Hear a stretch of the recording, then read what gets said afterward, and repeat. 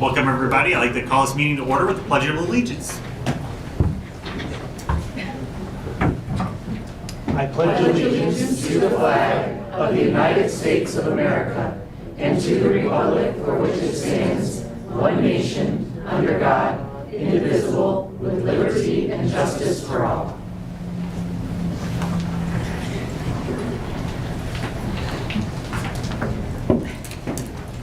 Board, I'd like a motion to approve the agenda for June 1st, 2023 as presented. So moved. Second. Cook, Stiglich. All those in favor say aye. Aye. All those opposed say no. Motion passes. Next up, we have special recognitions. Ms. Jennifer Joles. Thank you, President Bertrand. Tonight we are recognizing the Francis Howell North mock trial team who just last month brought home the school's first state championship. Now the team qualified for the state mock trial championship each of the past 9 years, and they finally nabbed it on April 2nd this year. The Missouri High School Mock Trial Competition was founded by the Bar Association of Metropolitan St. Louis in 1979. The program provides a different case each year along with dozens of volunteer attorneys and judges to evaluate the competition. The mock trials are set up just like a real courtroom trial, and they follow the same rules and procedures so participants learn how the legal system works and what role judges, lawyers, juries, and witnesses play in the court system. This increased understanding helps students develop a deeper appreciation for our justice system and the administration of justice. The competition also helps students develop and improve their public speaking and critical thinking skills. This year's case involves suspected arson at a mystery dinner theater, with one of the key witnesses being a professional wrestler. The Knights won all 5 trials at state and went on to compete at the National High School Mock Trial Championship in Little Rock, Arkansas. And here to tell you more about the team is Coach Randy Pierce.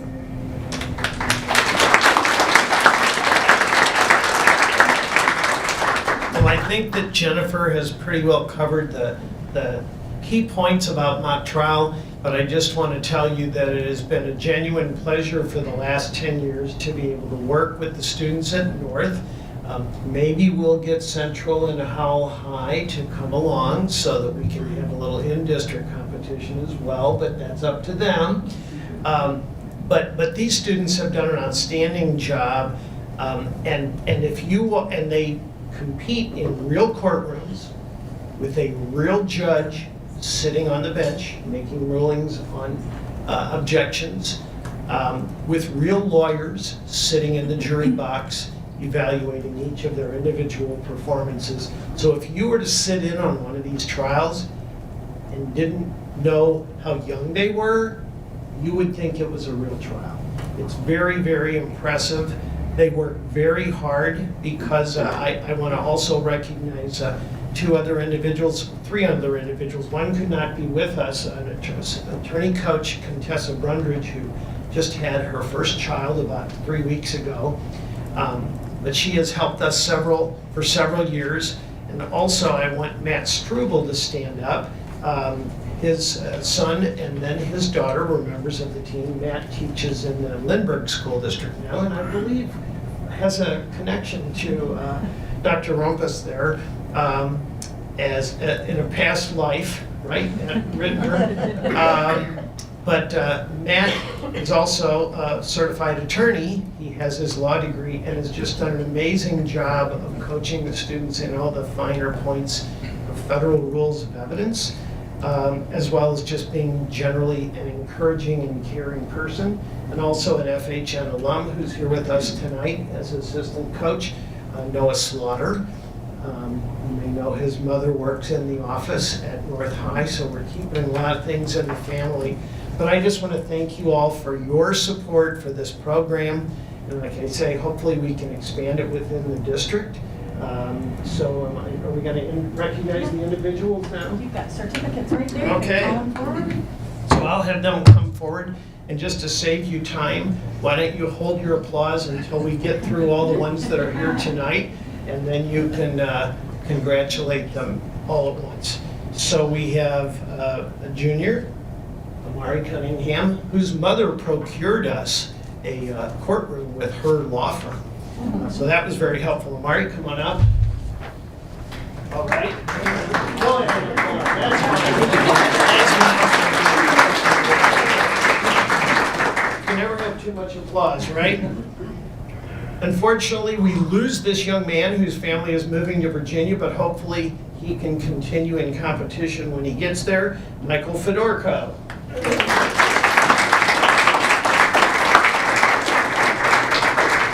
We have one of our only two seniors, and that is Emily Gantz, who will be here at St. this year.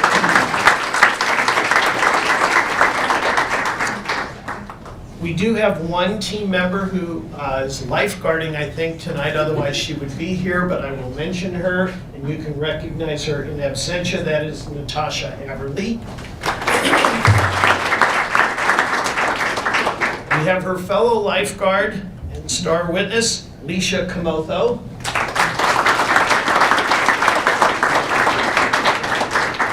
We have our only freshman team member, so hopefully we'll have her for 3 more years. Small but mighty, even smaller than Emily, right? Okay, Vanessa Ng.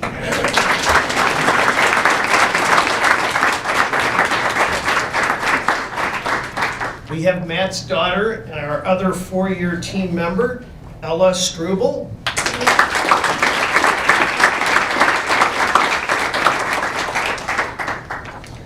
We have one of our sophomores, and hopefully he'll be with us for the next 2 years, who also, by the way, happened to be District Lincoln Douglas debate champion, and he represented us at the Mission State Tournament there, Gavin Swart.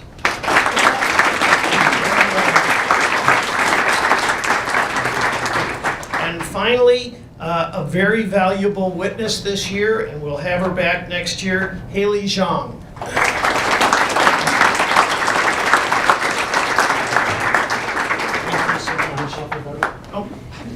Could the parents and guardians stand up also in Lincoln?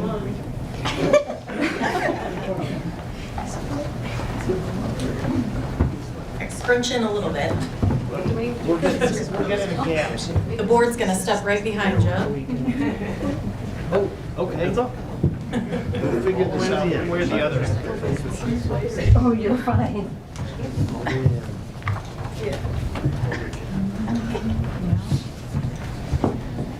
We need to do 2 rows. Well done. Right, here.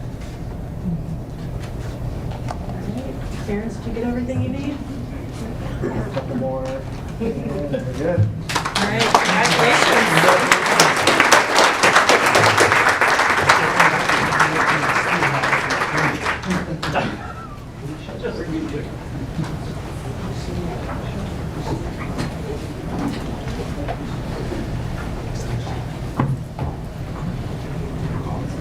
Up next, we'll have patron comments. During patron comments, residents of the district and staff members are invited to address the Board of Education on issues related to the school district. Speakers are called forward in the order of sign up, and each speaker has 3 minutes to make their remarks. Please remember that only one speaker is allowed at the podium at a time, and combining time or giving your time to someone else is not permitted. The board appreciates that you have taken the time to come this evening, and we value both your input and perspective. I would like to remind everyone that we expect the speakers will remain civil and respectful. When giving remarks, if anyone fails to comply with board policies, regulations, and rules, we reserve the right to cut those 3 minutes short. For your convenience, our 3-minute clock is ready, and we welcome Jennifer Main to step forward.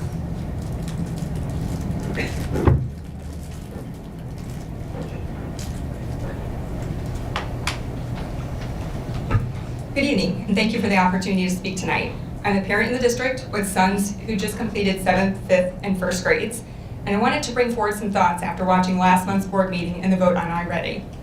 In listening to Dr. Buckman's presentation, I was initially just very impressed with the process.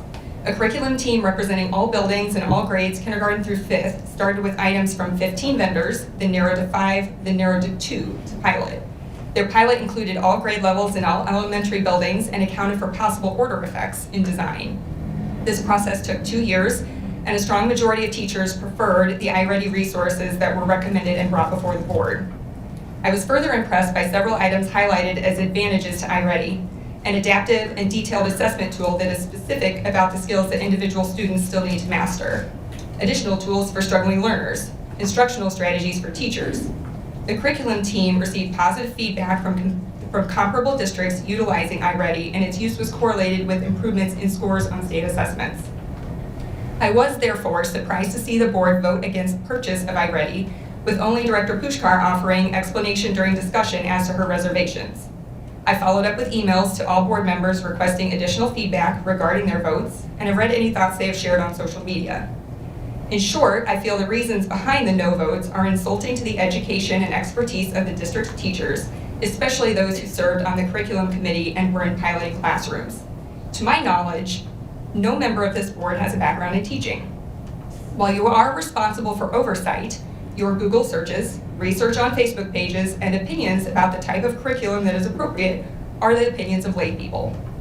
Despite your objections to the processes for selection, we do have processes, and they were followed, and to my understanding, exceeded. Comments that other types of organizations, such as hospitals and airlines, micromanage their professionals this way are incorrect. I'm a healthcare provider in a large hospital system in the metro. Our administrators absolutely do not tell my staff what diagnostic tools we can use, what devices we can use for interventions, or direct us to rewrite protocols that we have devised based on evidence-based practice in our profession. My takeaway from this board's decision regarding iReady, intentional or not, is that we do not value the expertise of teachers, and certainly not those involved in the curriculum selection and development process. We do not value the feedback of parents whose children were involved in the process and had positive observations about iReady. And we do not prioritize the needs of struggling learners who would benefit from the additional tools iReady offers. This is disappointing to me as a parent in the district.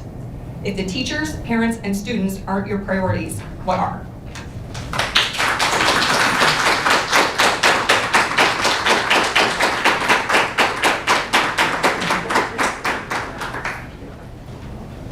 Next up, we have Shelby Bach.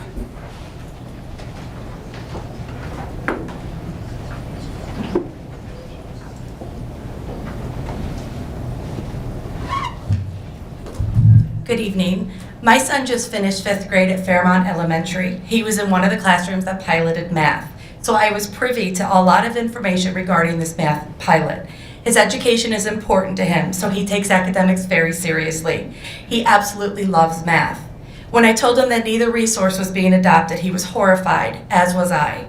As a parent whose child was in a pilot classroom, I was able to fill out an evaluation online about the piloted resources.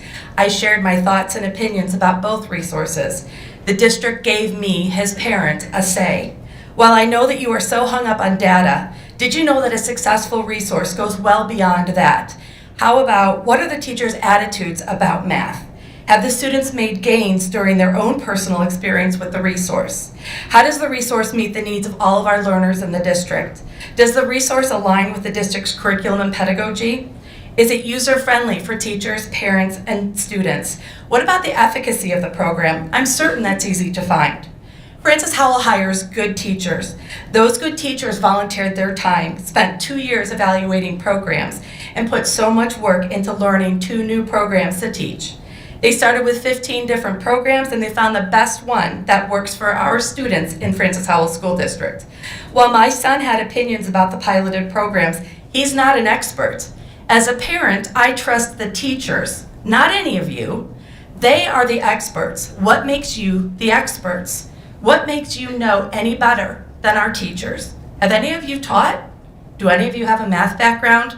Francis Howell did their due diligence with regards to this math adoption. And those of you who voted against iReady show your lack of respect for these teachers, your inability to trust them, their experiences, and their expertise.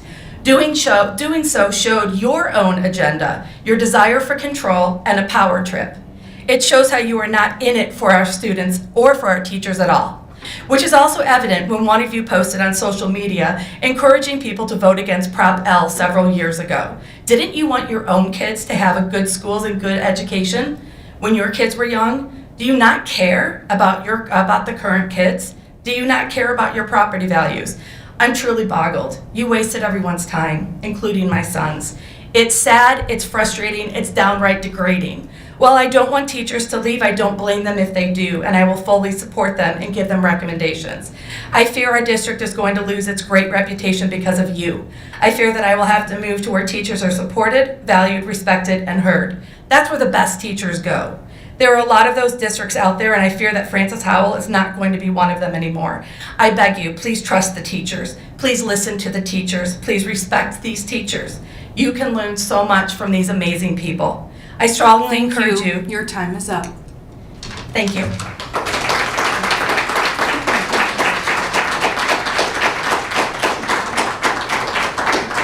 Next up is Laura Manganelli.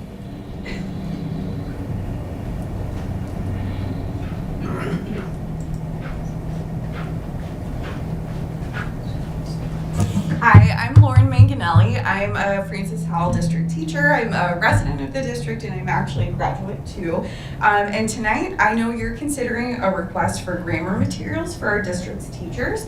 And I just worked with our English language arts content leader, Dr. Sherry Jordan, and the other teachers on the grammar focus group. So I wanted to give you some insight into what we have done and share our work and highlight the impact of the grammar purchase for our students' learning before you make this decision. So this past year, Dr. Jordan led 3 grammar focus groups with the goal of improving our district's grammar instruction. Now, our students show stellar progress in a lot of areas in reading and writing, but on data from MAP, our EOCs, the ACT, as well as just student work samples and parent input, that shows that the grammar skills are really still emerging and it's a weak area for our students. So we have many writing skills outlined in our board approved curriculum, but our district has been lacking a really cohesive, consistent method to teach grammar instruction across the districts from early childhood through 12th grade. So Dr. Jordan worked with us and led focus group members through understanding our district's data, our current reality, where are we at, and then we looked at what standards we wanted to focus on. We researched best practices and looked at data and research-backed strategies for teaching, and then we researched our scope and sequence. We finally broke everything down into the Missouri Learning Standards and looked at those scope and sequence for those. And I just want to highlight that the scope and sequence is not a new curriculum. It's just taking things from our state standards that we already used. So after all of that, we looked for a resource that would provide teachers with clear instructional support and strategies for teaching all the grammar skills needed. And we found a really amazing resource. The best one we encountered was Patterns of Power, by Jeff Anderson. And the Francis Howell School District teachers, we already trust Jeff Anderson. We, several years ago, participated in training with this expert on argumentative writing, and that revolutionized the way that we take writing instruction and give it to our students. So we really feel that this Patterns of Power will be an amazing purchase and will help our students grow our grammar skills from early childhood consistently all the way to what we expect them to know when they graduate from Francis Howell School District. So thank you for your consideration.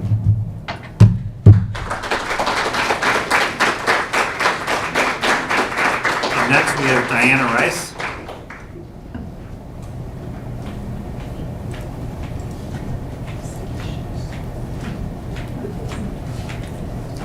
Good evening. I honestly was not sure what to expect here. This is my first time approaching a board. And so I thought it was more like a Q&A and a discussion, and I didn't know I was just supposed to come up here and give you my 3-minute spiel, even though I knew I was limited to 3 minutes. So this will be very, very brief. I am new to Francis Howell School District. I have a special needs child who's a junior, and then I also have a daughter who's an incoming freshman. She's an elite athlete. She practices with both a private club team for swim as well as for cross country and for track and field. So she's very well rounded. I guess my big concern was she's doing summer school this year because she wanted to open up the room for other electives. She wants to be a teacher, and which I firmly support. And so she wants to take child development this coming year, which that wouldn't have been afforded to her if she hadn't taken the physical education class that she's required to take this summer. I'm worried about athletes that are at this level because the risk of stress injuries, of physical stress, of mental stress that it just puts on them, I think can be too much. And so my hope was that in the future, it won't affect her, right? She's doing what she has to do. But maybe for other elite athletes that are at this level that are trying to acquire college scholarships, maybe there might be exemptions in place where they can still meet the mandated requirements of physical education, because I am a firm believer in physical education, and support that within our school district or with any school district. But maybe just consider certain exemptions, that's all. Okay.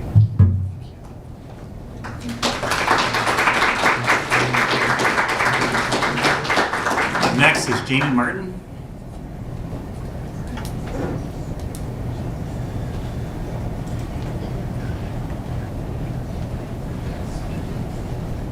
Good evening, board. My name is Jamie Martin. I'm a parent of 4 Francis Howell students and a veteran educator. At this point in my career, I've worked at every level of education from pre-K to higher ed, in urban, suburban, and rural regions, from homeschool co-ops and charters to public schools in 3 states. And I'm on track to complete my doctoral program in education next August. I first want to recognize your willingness to serve. Welcome to our new board members, and thank you to those returning. I'm here today to express deep concerns over 4 of your recent votes against the iReady math resource. I don't expect a rubber stamp of all district requests. In fact, I read and listened carefully to each of your concerns. I was open to hearing specific examples of faulty processes or evidence against inquiry-based learning. But I was disappointed and surprised to find you offered neither. On the other hand, the process Ms. Buckman described was specific and thorough. A robust, on-schedule 2-year journey aimed at replacing a 10-year-old resource. Current research and learning standards were reviewed and measured against 15 options, narrowing the selection to 5 and then to 2 before finally settling on 1. Transparency and teacher voice were central. All elementary classroom educators were sent an initial survey, 22 served on the guiding committee, and both final selections were piloted by a sweeping 52 educators across every elementary. Ms. Buckman even presented the board with evidence of 6 districts with improved scores after implementing iReady, which was even well within our budget plan.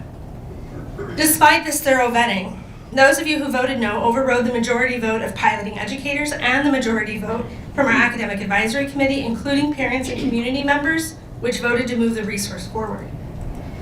Some of you also went on to mislead the public, claiming only 2 options were presented or that there is no evidence for inquiry-based learning.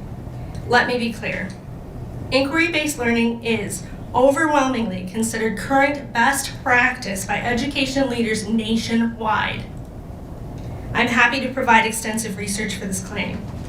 Because of your votes, unnecessary challenges will emerge. Consumables for the outdated materials will cost an additional $180,000 for the next school year. Additionally, this delay impacts other subject areas like ELA, which was up next for an adoption review. I also suggest that educator and community volunteers who were willing to go above and beyond their duties may be reluctant to do so again. Please reconsider such troubling disregard for the experience and expertise of education professionals and refrain from this kind of overreach in the future. Thank you.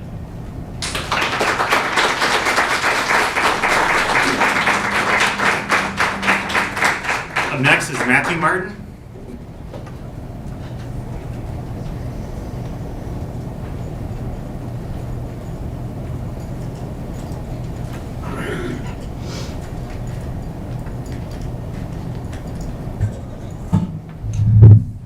Good evening. My name is Matthew Martin. I have 4 children. 3 are going to Central and 1's going to kindergarten next year.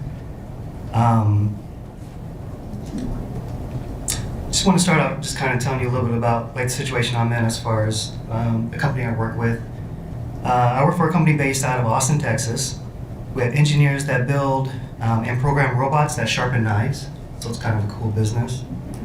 We take these robots and we install them in meat packaging plants all over the United States. It's my job as the training manager to train the employees inside the facilities on how to use these robots. These plants, for better or worse, are full of thousands of people from different parts of the world. The last place I visited, I trained operators that spoke Swahili, Mandarin, Vietnamese, Spanish, and one that spoke English. It was a wonderful experience to be able to talk and communicate with these individuals from all around the world and to get to know them. Our company is expanding. We're installing a lot of robots, which means I have to find trainers to train. And this has been extremely difficult. Apparently, it's really difficult to find individuals that will flourish in these diverse circumstances or these diverse conditions. I don't envy the position that you, our school board members, are in. I see it's extremely difficult to be able to balance politics, budgets, and all these things for the sake of making the right decisions for our kids' education. But what I do ask is that you would please adopt and implement any and all opportunities for classes, activities, encounters as possible for our children to be engaged in diversity. We need to get them out of their comfort zone. We need to help them see and meet, explore, and even experience different ways of life. Someone once said, if you're not uncomfortable, you're not doing it right. We either grow as a diverse community together or we don't grow at all. Help our kids prepare for the future. Help our kids become like the trainers I'm looking for, because right now those individuals are extremely hard to find. Thank you for your time.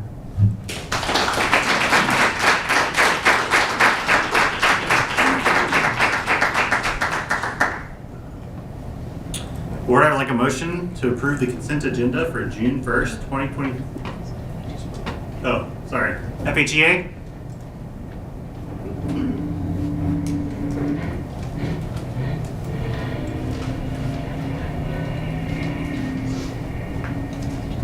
There for a second, I thought I might get out of this. Good evening, Board of Education, District Administration, and staff, parents and patrons. I am Anita Keener, Francis Howell Education Association President. I come before you tonight to speak about concerns that our members have about the future of Francis Howell. We know that you are all aware of the record of academic excellence that we enjoy in Francis Howell. Our students excel because of so many factors: engaged parents, research-based practices, a wide variety of programs that support the full range of our students' abilities and needs, and highly qualified educators. We know that fiscal responsibility is an important factor in the decisions of the current board and administration, as it should be. We know that all of you shoulder the problem from the past and are working to be transparent about the current reality and future decisions. The future of this district is on the line. FHSD educators who did not have plans to take early retirement are retiring. Others are moving to other districts where incentives and pay can be as much as $10,000 more a year. Still, others just leaving education altogether. We are hemorrhaging the experience and expertise that has built the academic reputation of this district. Teachers who have been in the district more than 6 years are still suffering from 1 full year and a partial year of pay freezes. And the $300 added to the base of the salary schedule did not make us competitive with any of our nearby districts or close to any of their salary gaps. For many, many years, we have operated in FHSD anticipating a financial cliff that always seems to be coming. So class sizes grow, budgets are cut, curriculum purchases are frozen, and the educators figure it out and continue to produce the excellence that is Francis Howell.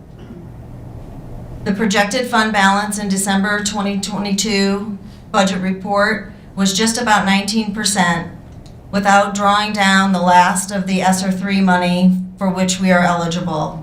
It appears that we will end this year at 22.17%, which is $49.6 million, and next year's projected ending balance is $3.5 million higher than that. We believe that it's at least some of this money should be used to close the gaps of the past so that the patrons of the district can have a true picture of where FHSD should be financially. We believe that we will not be able to attract and retain the educators that we will need in Francis Howell. Your time is up. If you don't take immediate action.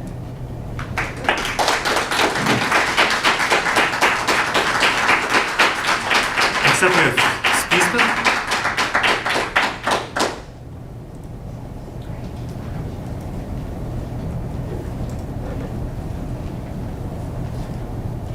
Good evening, President Bertrand, members of the board, Dr. Rumpus, cabinet, and patrons. I'd just like to formally introduce myself as the new president of FISPA. My name is Jordan Fruit, and I've been in the district for 7 years and was once honored to be selected as the District Support Staff of the Year for 2017. I'm currently the lead custodian at Harvest Ridge Elementary.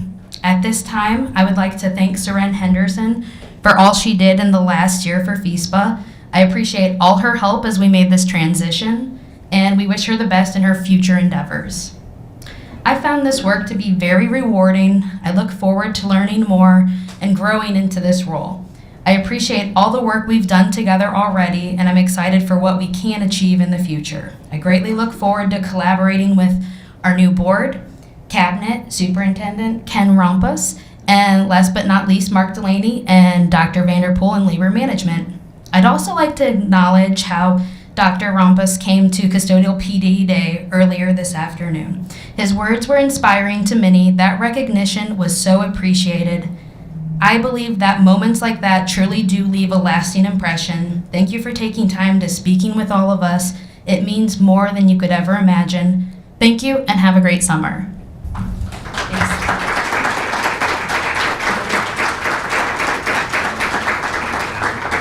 Board, I'd like a motion to approve the consent agenda for June 1st, 2023 as presented. Director Pushkar. Second. Cook.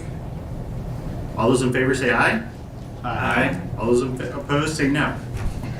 Motion passes. Board, I'd like a motion to approve the professional development annual report as presented. So moved. Director Stiglich. Second. Director Cook. Board discussion? All right, I think this is mine.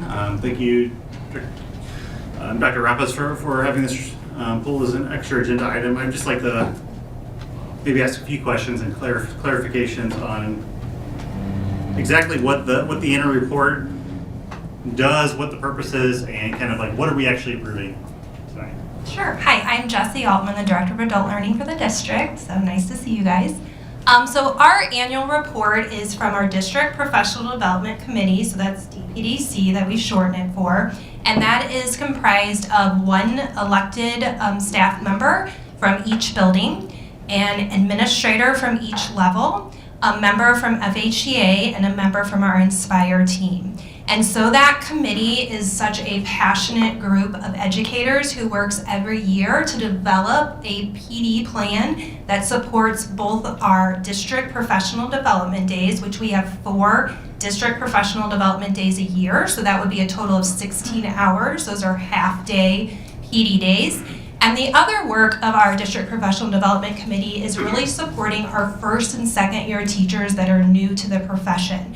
So DESE has certain guidelines and requirements and standards in regards to mentoring programs, and how we're supporting our first and second year teachers. And so our committee has work and does the support of those programs through the funding, using allocating that 1% funding, as well as supporting, as I mentioned, those district professional development days.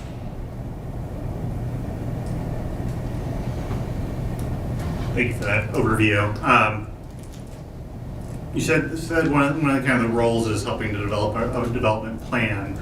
And I see a lot of goals here really related to professional learning on like the value, what they think about it.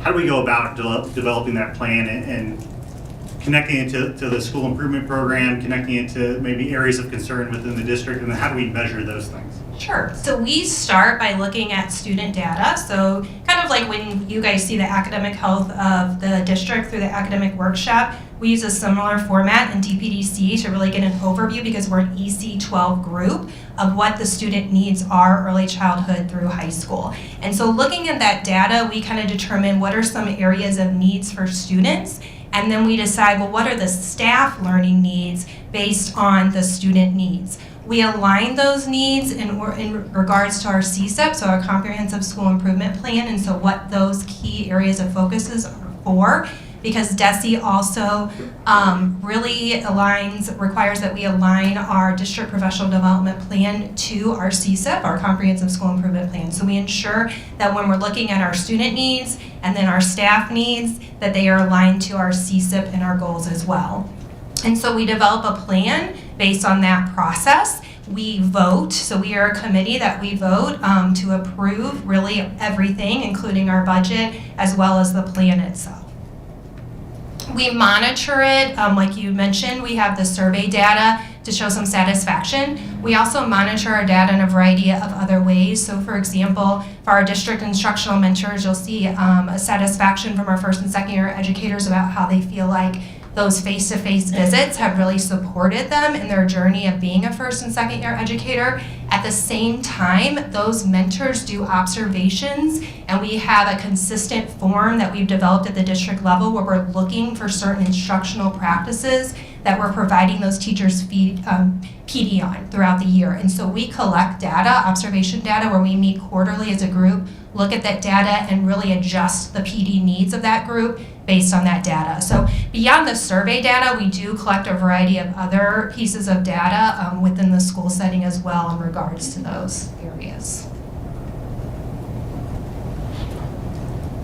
Is there a document somewhere that lists all these different PDs, why we're doing them, the outcomes that we expect to get out of them? Do we have that somewhere, the costs associated? So for the district professional development days, like I said, those are only 4 days throughout the year. And so they, the DPDC committee, we have spent the last 2 years, this year or this previous year, and then an upcoming year focused on PD by level. So early childhood this previous year, they spent their 4 PD days focused on the curriculum. So they have 4 areas of the curriculum: play, social, emotional, literacy, and math. And so each day was devoted into best practices around their curriculum. And so the administrators support that PD by being in the PD and then monitoring that through their informal observations and also their observations.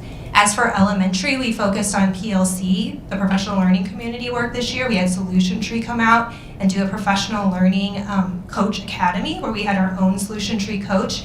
Each elementary team sent a team of 5 members. They got that learning and they brought the learning back to their building. Personally, I developed a form, observation form of professional learning community. So I went in and observed PLCs in process to see if I was seeing and taking data on that transfer of learning from what they were experiencing on those district days. And then our secondary group has really focused on a 3-year assessment plan. Last year was year 1, on how are we meeting the needs of students through the 6 tenets of assessment literacy. And so they're on a journey of continuing through that work. I'm also visiting PLCs in regards to taking data to see if we're seeing that transfer of learning as well.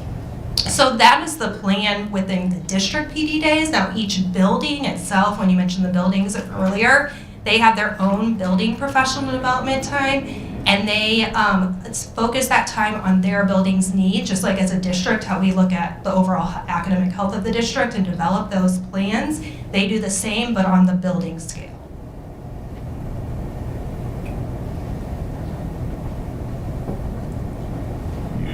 mentioned the plan several times. Is this plan written down anywhere that could be shared?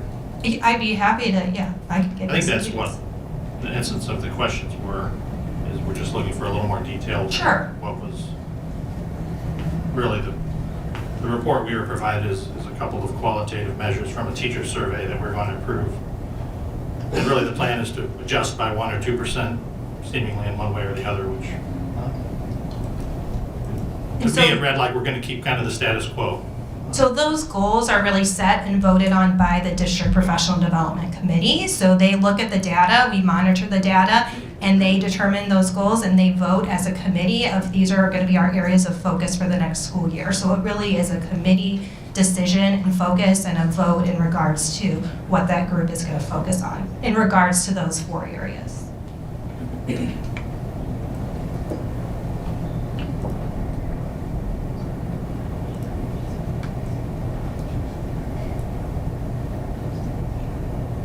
I really appreciate you discussing this with us.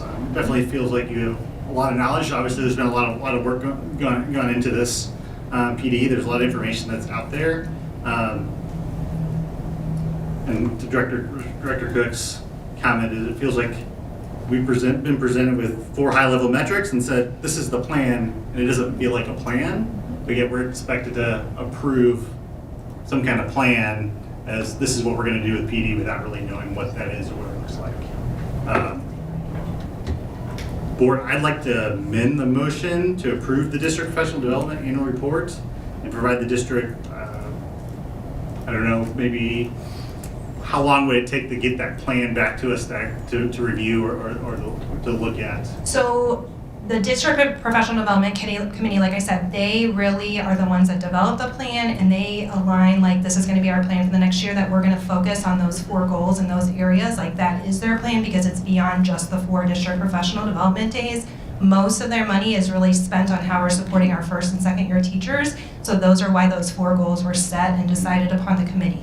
So we would really need the committee, to come together and to work to ensure that we're all on the same page and we have that same plan, because it really isn't just a one-woman show. It really is that committee working together. So we don't meet again until the end of August is our first meeting for the 23-24 school year.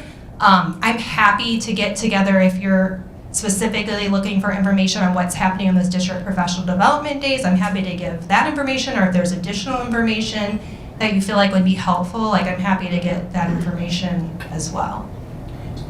Dr. Bertrand, just as a point of clarification, are you just wanting clarity to hear on the 4 district professional development days, kind of what Dr. Altman just described, just to see that on paper, what's happening on those 4 days?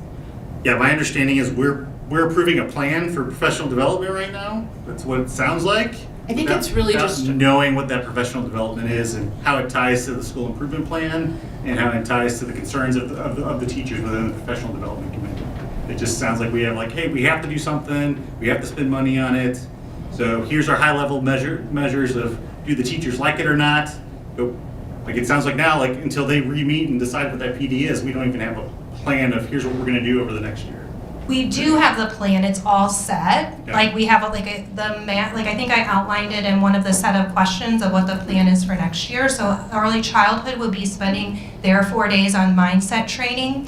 Elementary will be, they were going to use the iReady vendors, and we had a plan for the math PD. And so with that resource not being approved, we are now looking at what kind of generalized math PD. So the idea is that we're still going to do some best practice PD around math. We're just trying to figure out now who will be presenting that information since we had the vendor lined up. And then secondary, as I mentioned, is on a 3-year assessment plan. So a focus on assessment and how we're getting kids invested in assessment. We're developing assessments that fit our students' needs, give us the information we need to respond to them based on the data that we're getting. And so they're in year 2 of that work and that PLC work as well. So that is what each level will be doing next year. So that is all set and was developed by the DPDC committee this previous year. Okay, so I guess maybe I'm missing. Why do we need the PD? If we have kind of those things outlined and a good idea of what's going on, timeline, why do we need the PDC committee to meet again before we can I just wasn't sure exactly what you wanted. So if you want me to just outline like what each day is going to consist by level, yes, I'm happy to get that information for you. If you were talking about looking at the goals in a different way, that would require me to get the DPDC committee together again. Okay. We can easily provide you a summary of what's going to happen Yes. on the 4 PD days throughout the school year. That's just, we can follow up in an email tomorrow with that. That's set for the year. That's been communicated out to our staff. That decision has been made. That's why I said it sounds like there's been a lot of work a done. lot. It feels like there's a lot of information out there, Yes. but how do we condense I think it? with the just clarification that elementary is in a little bit of state of flux at the moment, so that is not as set as the other levels. With the level of detail, we know it'll be some math, but there's just some tweaking happening there. We know how it connects to like the CSIP and everything Those are else. all things that DPDC takes into consideration in the spring. We have to finish that work before they can finish their work, yes. How long do you think it would take to put that together? Oh, a summary of like what we're doing? No, not long at all. I mean, I can get it to you within the next week. Great. Then I would like to amend the motion to approve the district professional development annual report and provide the district until June 15th meeting to present a full professional development plan that identifies all those areas of detail. Works. And so just to be clear, you're looking for a summary of the PD that's being provided on the PD, 4 the district connections PD to like the days. CSIP, where all those things are. Maybe timelines, costs associated with them. All the things that I know I would at least consider to be part of the normal plan. I can outline them if possible, if you want me to. I'll second the The motion. only thing that I'll share is that we are still working on the elementary math, so when it comes to the cost, yeah. I'm probably not going to have a cost in regards to that by that date. Fair enough, yes. Second? Second by Director Cook.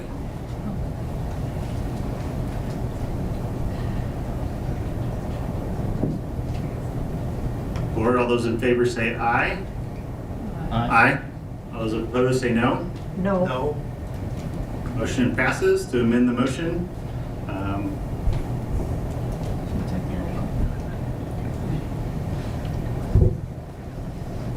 Board, I'd like a motion to approve the District Professional Development Committee annual report, and provide the district until June 15th to present the full development plan.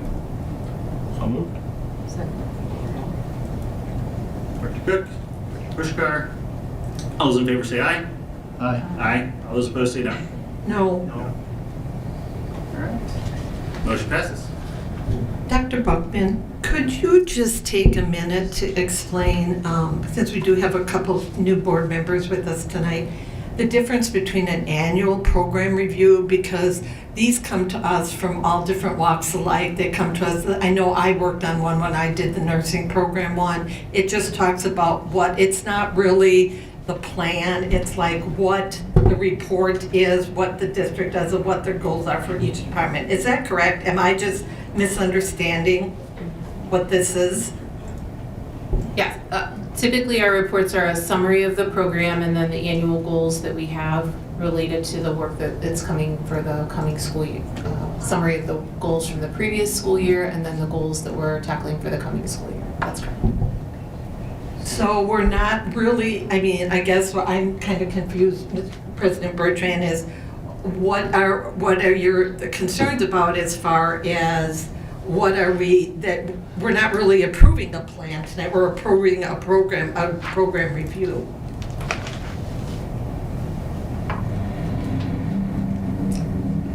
According, my understanding, according to statute, and according to the answers received, is we are approving the plan for next year. That was, the statement was, this is the plan for next year that we would be approving.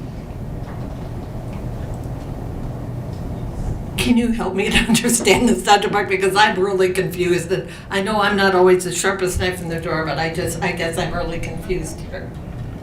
There is a state statute that references a PD plan. Historically in our district, we've used the annual report as our PD plan. Okay. So I think you're both accurate. In the past, this is what we've always used, and it sounds like moving forward, there's a request that we provide something additional. Okay, so then maybe for next year, so that there isn't this confusion, because it does sound like there is some confusion, maybe the annual report, and then you can have a separate PD plan for these guys. I think that might be a much better way to present things, so there's no confusion. We can certainly do that. Thank you so much. Board, I'd like a motion to approve the purchases over $7,500 as presented. So moved. Director Lang. Second. Director Krischkar. All those in favor say aye. Aye. All those opposed say no.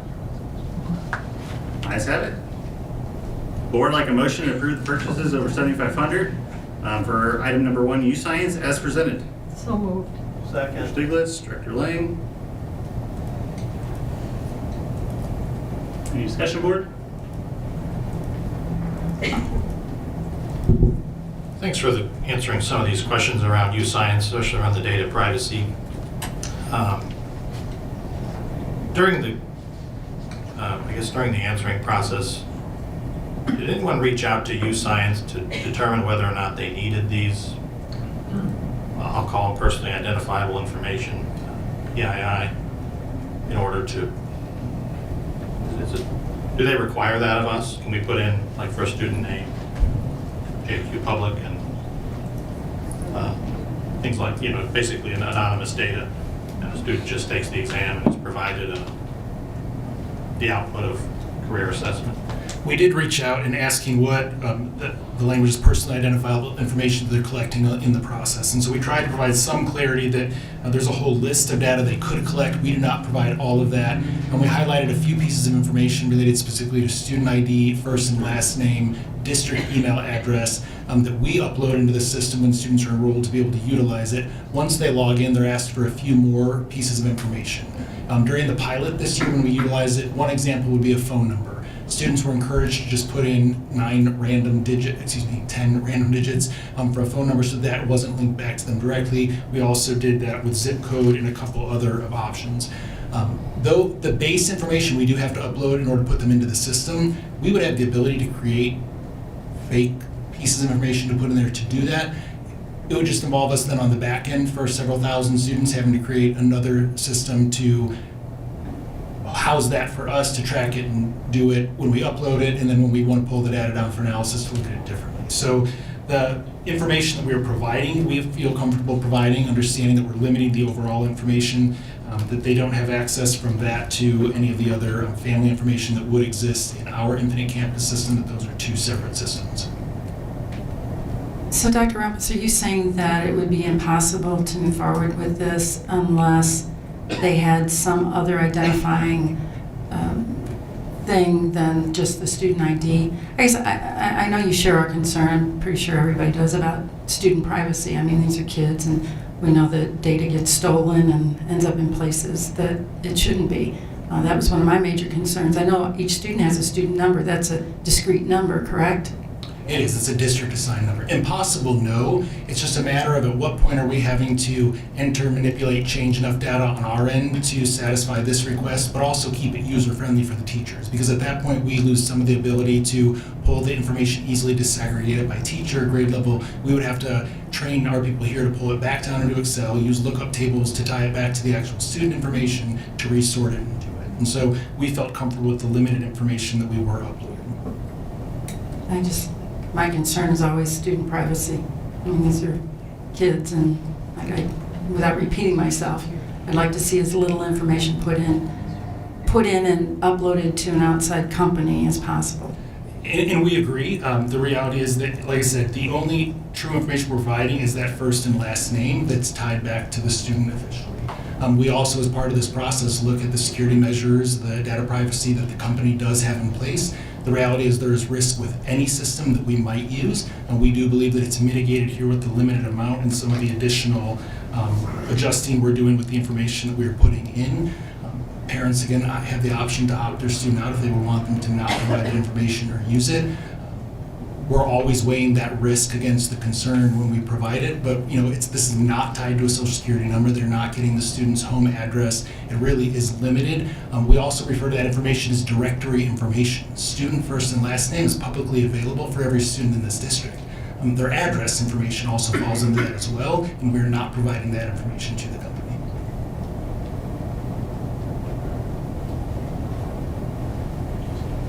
Any other discussion, board? My only concern with that, I mean, I don't even say concern, it's not, because I know that I trust Dr. Rumpus and his team to make sure that everything is, just the student name, and like you say, they're in our student directories already, their names, but this one will not provide an address.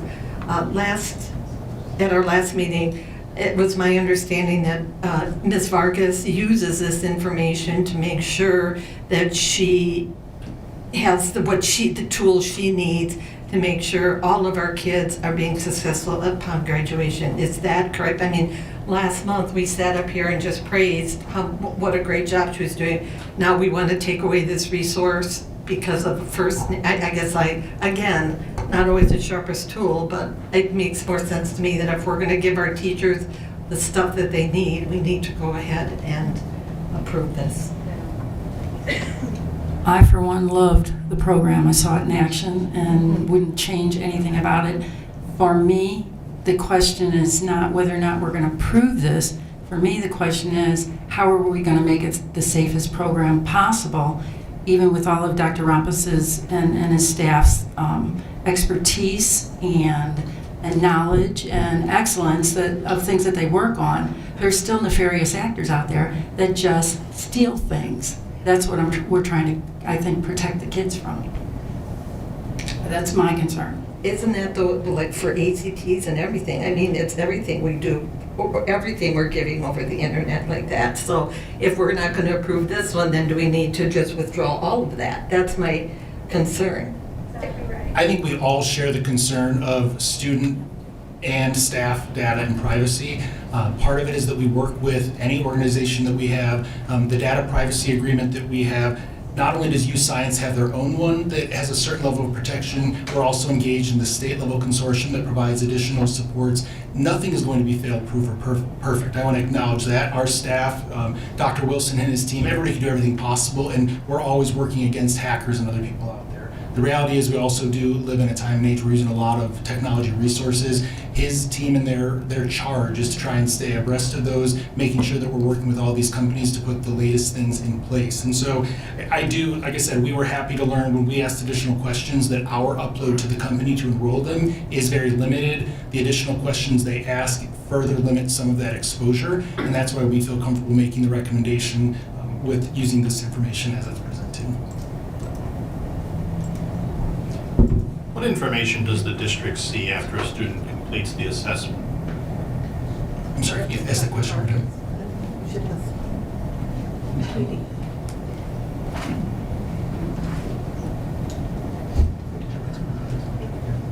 I'm sorry, Director Cook. What information does the district have access to after a student completes the UScience assessment? So parents and students have full access, and then their guidance counselors do, and I do, have access to their results, and their college and career counselor. So at high school, they have an alpha counselor, and they have a college and career counselor. So it's parents, college and career counselor, alpha counselor, and myself can see a student's dashboard that shows them their career matches and what they're able to sort by interest, by aptitude, by best fit, by years of education, and by salary. We also have access to their overall report. So we don't see like a raw score, for example. They don't either. It's not an IQ test. It's an aptitude test. They're two different things. So you don't see we don't see a bell curve. We don't see a raw score. We see a report that shows a student, okay, based on your aptitude assessment, you show strong strength. Your strengths are in mathematical reasoning, or the one where you fold the paper. I'm horrible at it. Visual spatial reasoning. Okay, so that's what we see, and then what we're able to do with that information is have productive conversations with parents and students, kitchen table conversations around, have you considered pursuing XYZ courses in high school because of these aptitudes and strengths that you have, or the way you interact with the world, your interpersonal style. We're able to also then look at the data holistically in disaggregated however we want, by grade level, by building level, by district level, and really take a look at, hey, we have X percentage of students who show strong aptitude in these two areas.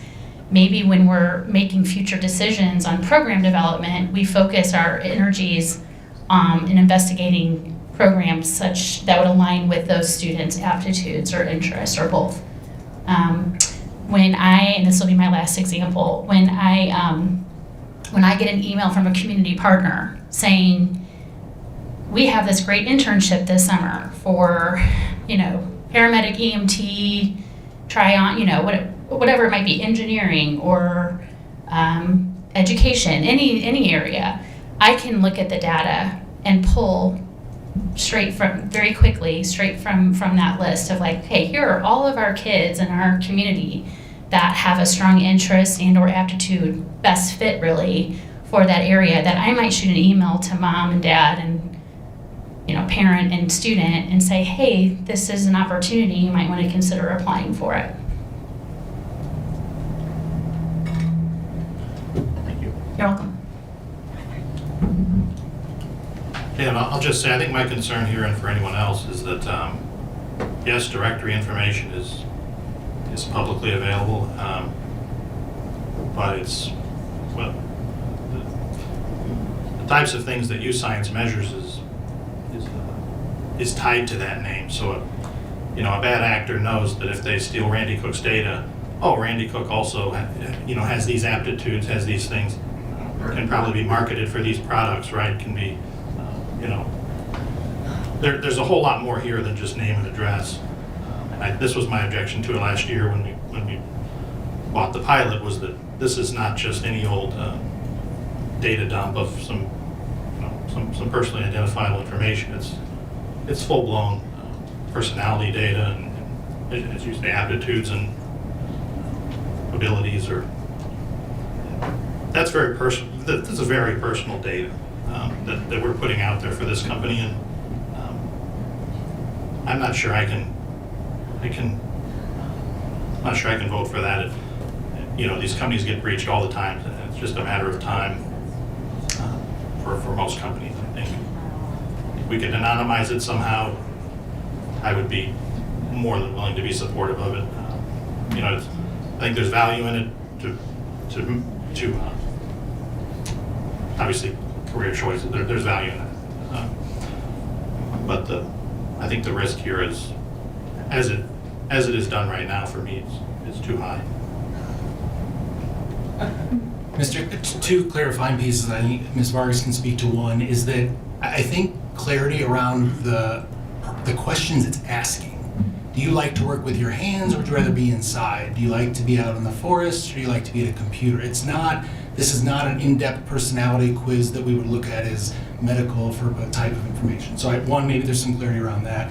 The second thing is, I do just want to point out that if that's our threshold for utilizing any online programs, software databases, we're going to drastically impact how we're operating and doing work, and limit the materials and opportunities our students have, because so many things we do right now are technology-based, and I only see that growing as we move forward. So at some level, I think we have to look at the protections that are in place from the companies, from other organizations, from our work internally, and understand that parents, again, have the opportunity to opt out of this if it's not something they want their child to participate in, because they're concerned around that data, the level of data that's being shared. Have we ever, in the past, have we looked at hiring some sort of a third party? I don't even know what this service would be called, but I'm sure it's out there to evaluate our risk to something like this. I don't know if it would be called data security specialist or something, that would come into a school district and say, here's all the things you're at risk of. These risks are inherent in the type of business you're in, which is educating students in the year 2023. These risks are, these are some policy recommendations we can make. These are some things you can, that we recommend when you sign contracts with these companies.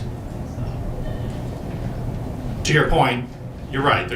We do a lot of online, and the more I learn about it, the more it scares me. But not every parent.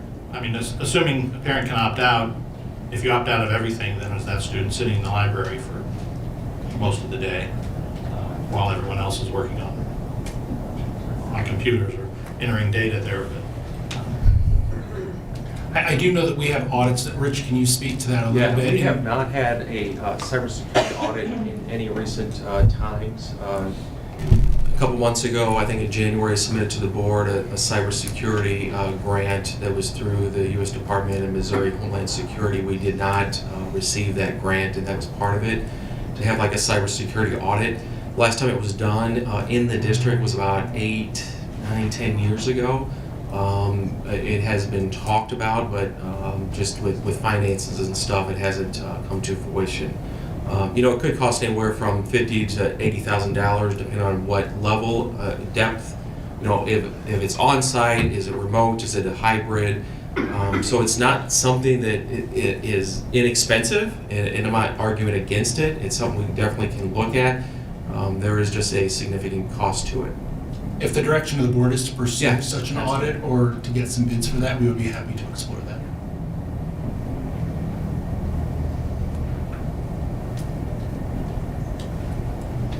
Additional discussion, board?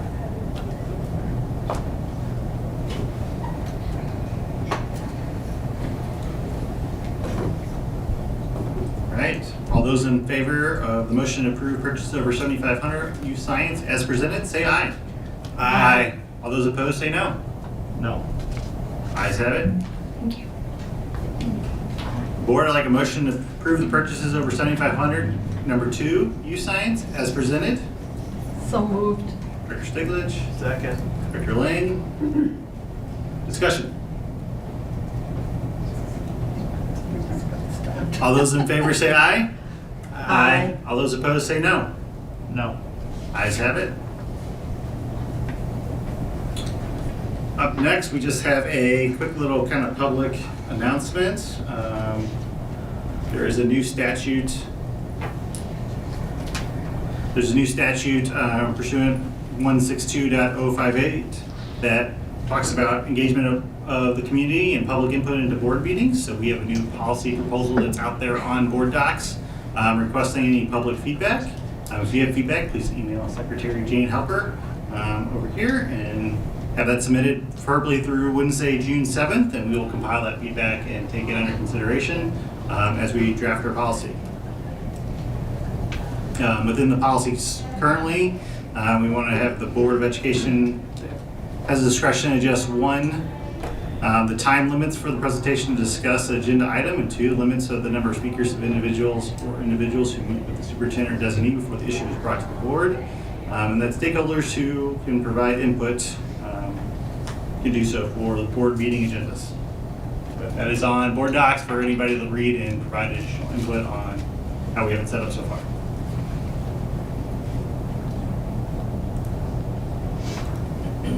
Next up, we have a benefits plan proposal review. Dr. Rumpus. Thank you, President Bertrand. Board, tonight we are sharing our annual recommendation for our health insurance renewal plan for the 2023-2024 plan year. I want to introduce Erin Poggi, our benefits manager for the district, who leads this work, and she will be doing much of the presentation along with one of our partners at Marsh and McLennan, Chris Johnson, who is here with us this evening, and will chime in a little bit along with us and help to answer any questions that the board might have. According to Board Regulation 4540, the district is required to cover employee premiums for single coverage for base medical, low dental, and low vision. Employees are allowed to use the contribution to purchase any combination of coverage, including coverage for dependents. Any amounts over the board contribution are paid by the employee. The district also provides benefits above those required in Regulation 4540. Marsh & McLennan Agency, or MMA, is our benefit consultant. They assist the district in all aspects of plan administration. They serve as an independent source that analyzes plan performance, negotiates with carriers, provides benchmarking data to ensure we are in line with other districts' offerings. MMA reviews our plans and makes recommendations to premium and plan changes. They do this by looking at our current claims, our fixed costs, and our reserve. They project what they think our future costs are going to be based on our current cost and recommend what changes need to be made in order to keep our plan solvent.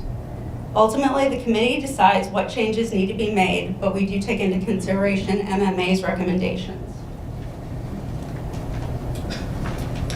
Our medical and PPO dental plans are considered self-insured. This means that the employer pays a portion of the premiums and all healthcare costs and administration costs. The district assumes all of the financial risk and needs to make sure there is enough money in the account to cover all of the costs that the plan incurs.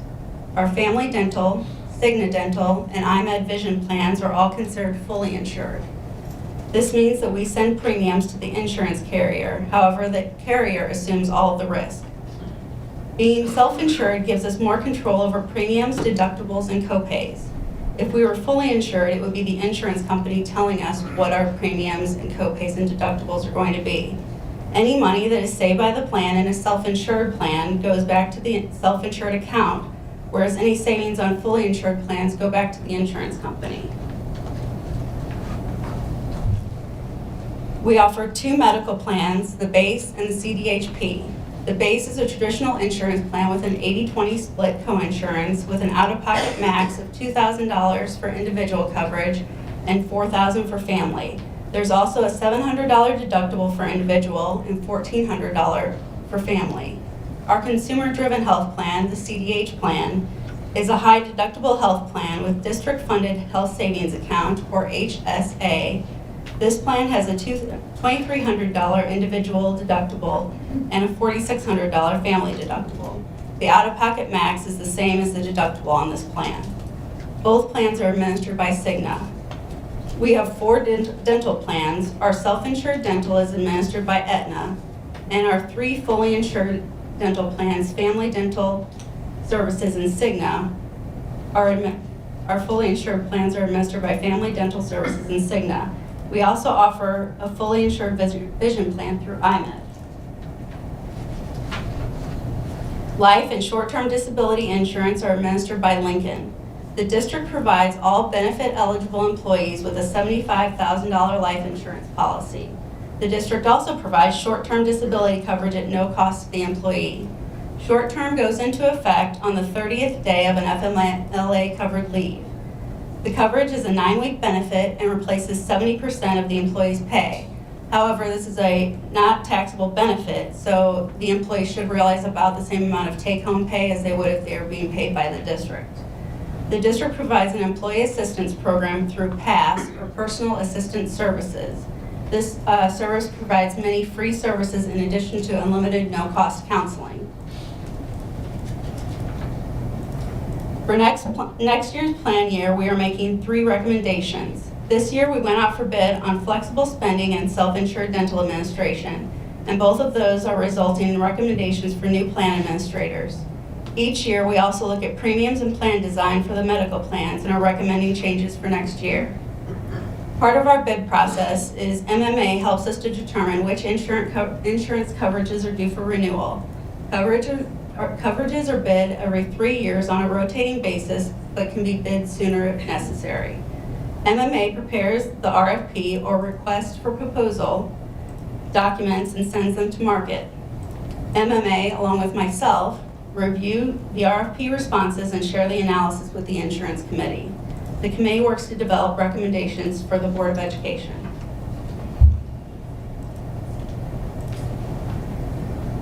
Flexible spending is something we went out for this year, and it's a voluntary pre-tax account that individuals can establish to help pay for out-of-pocket health care costs.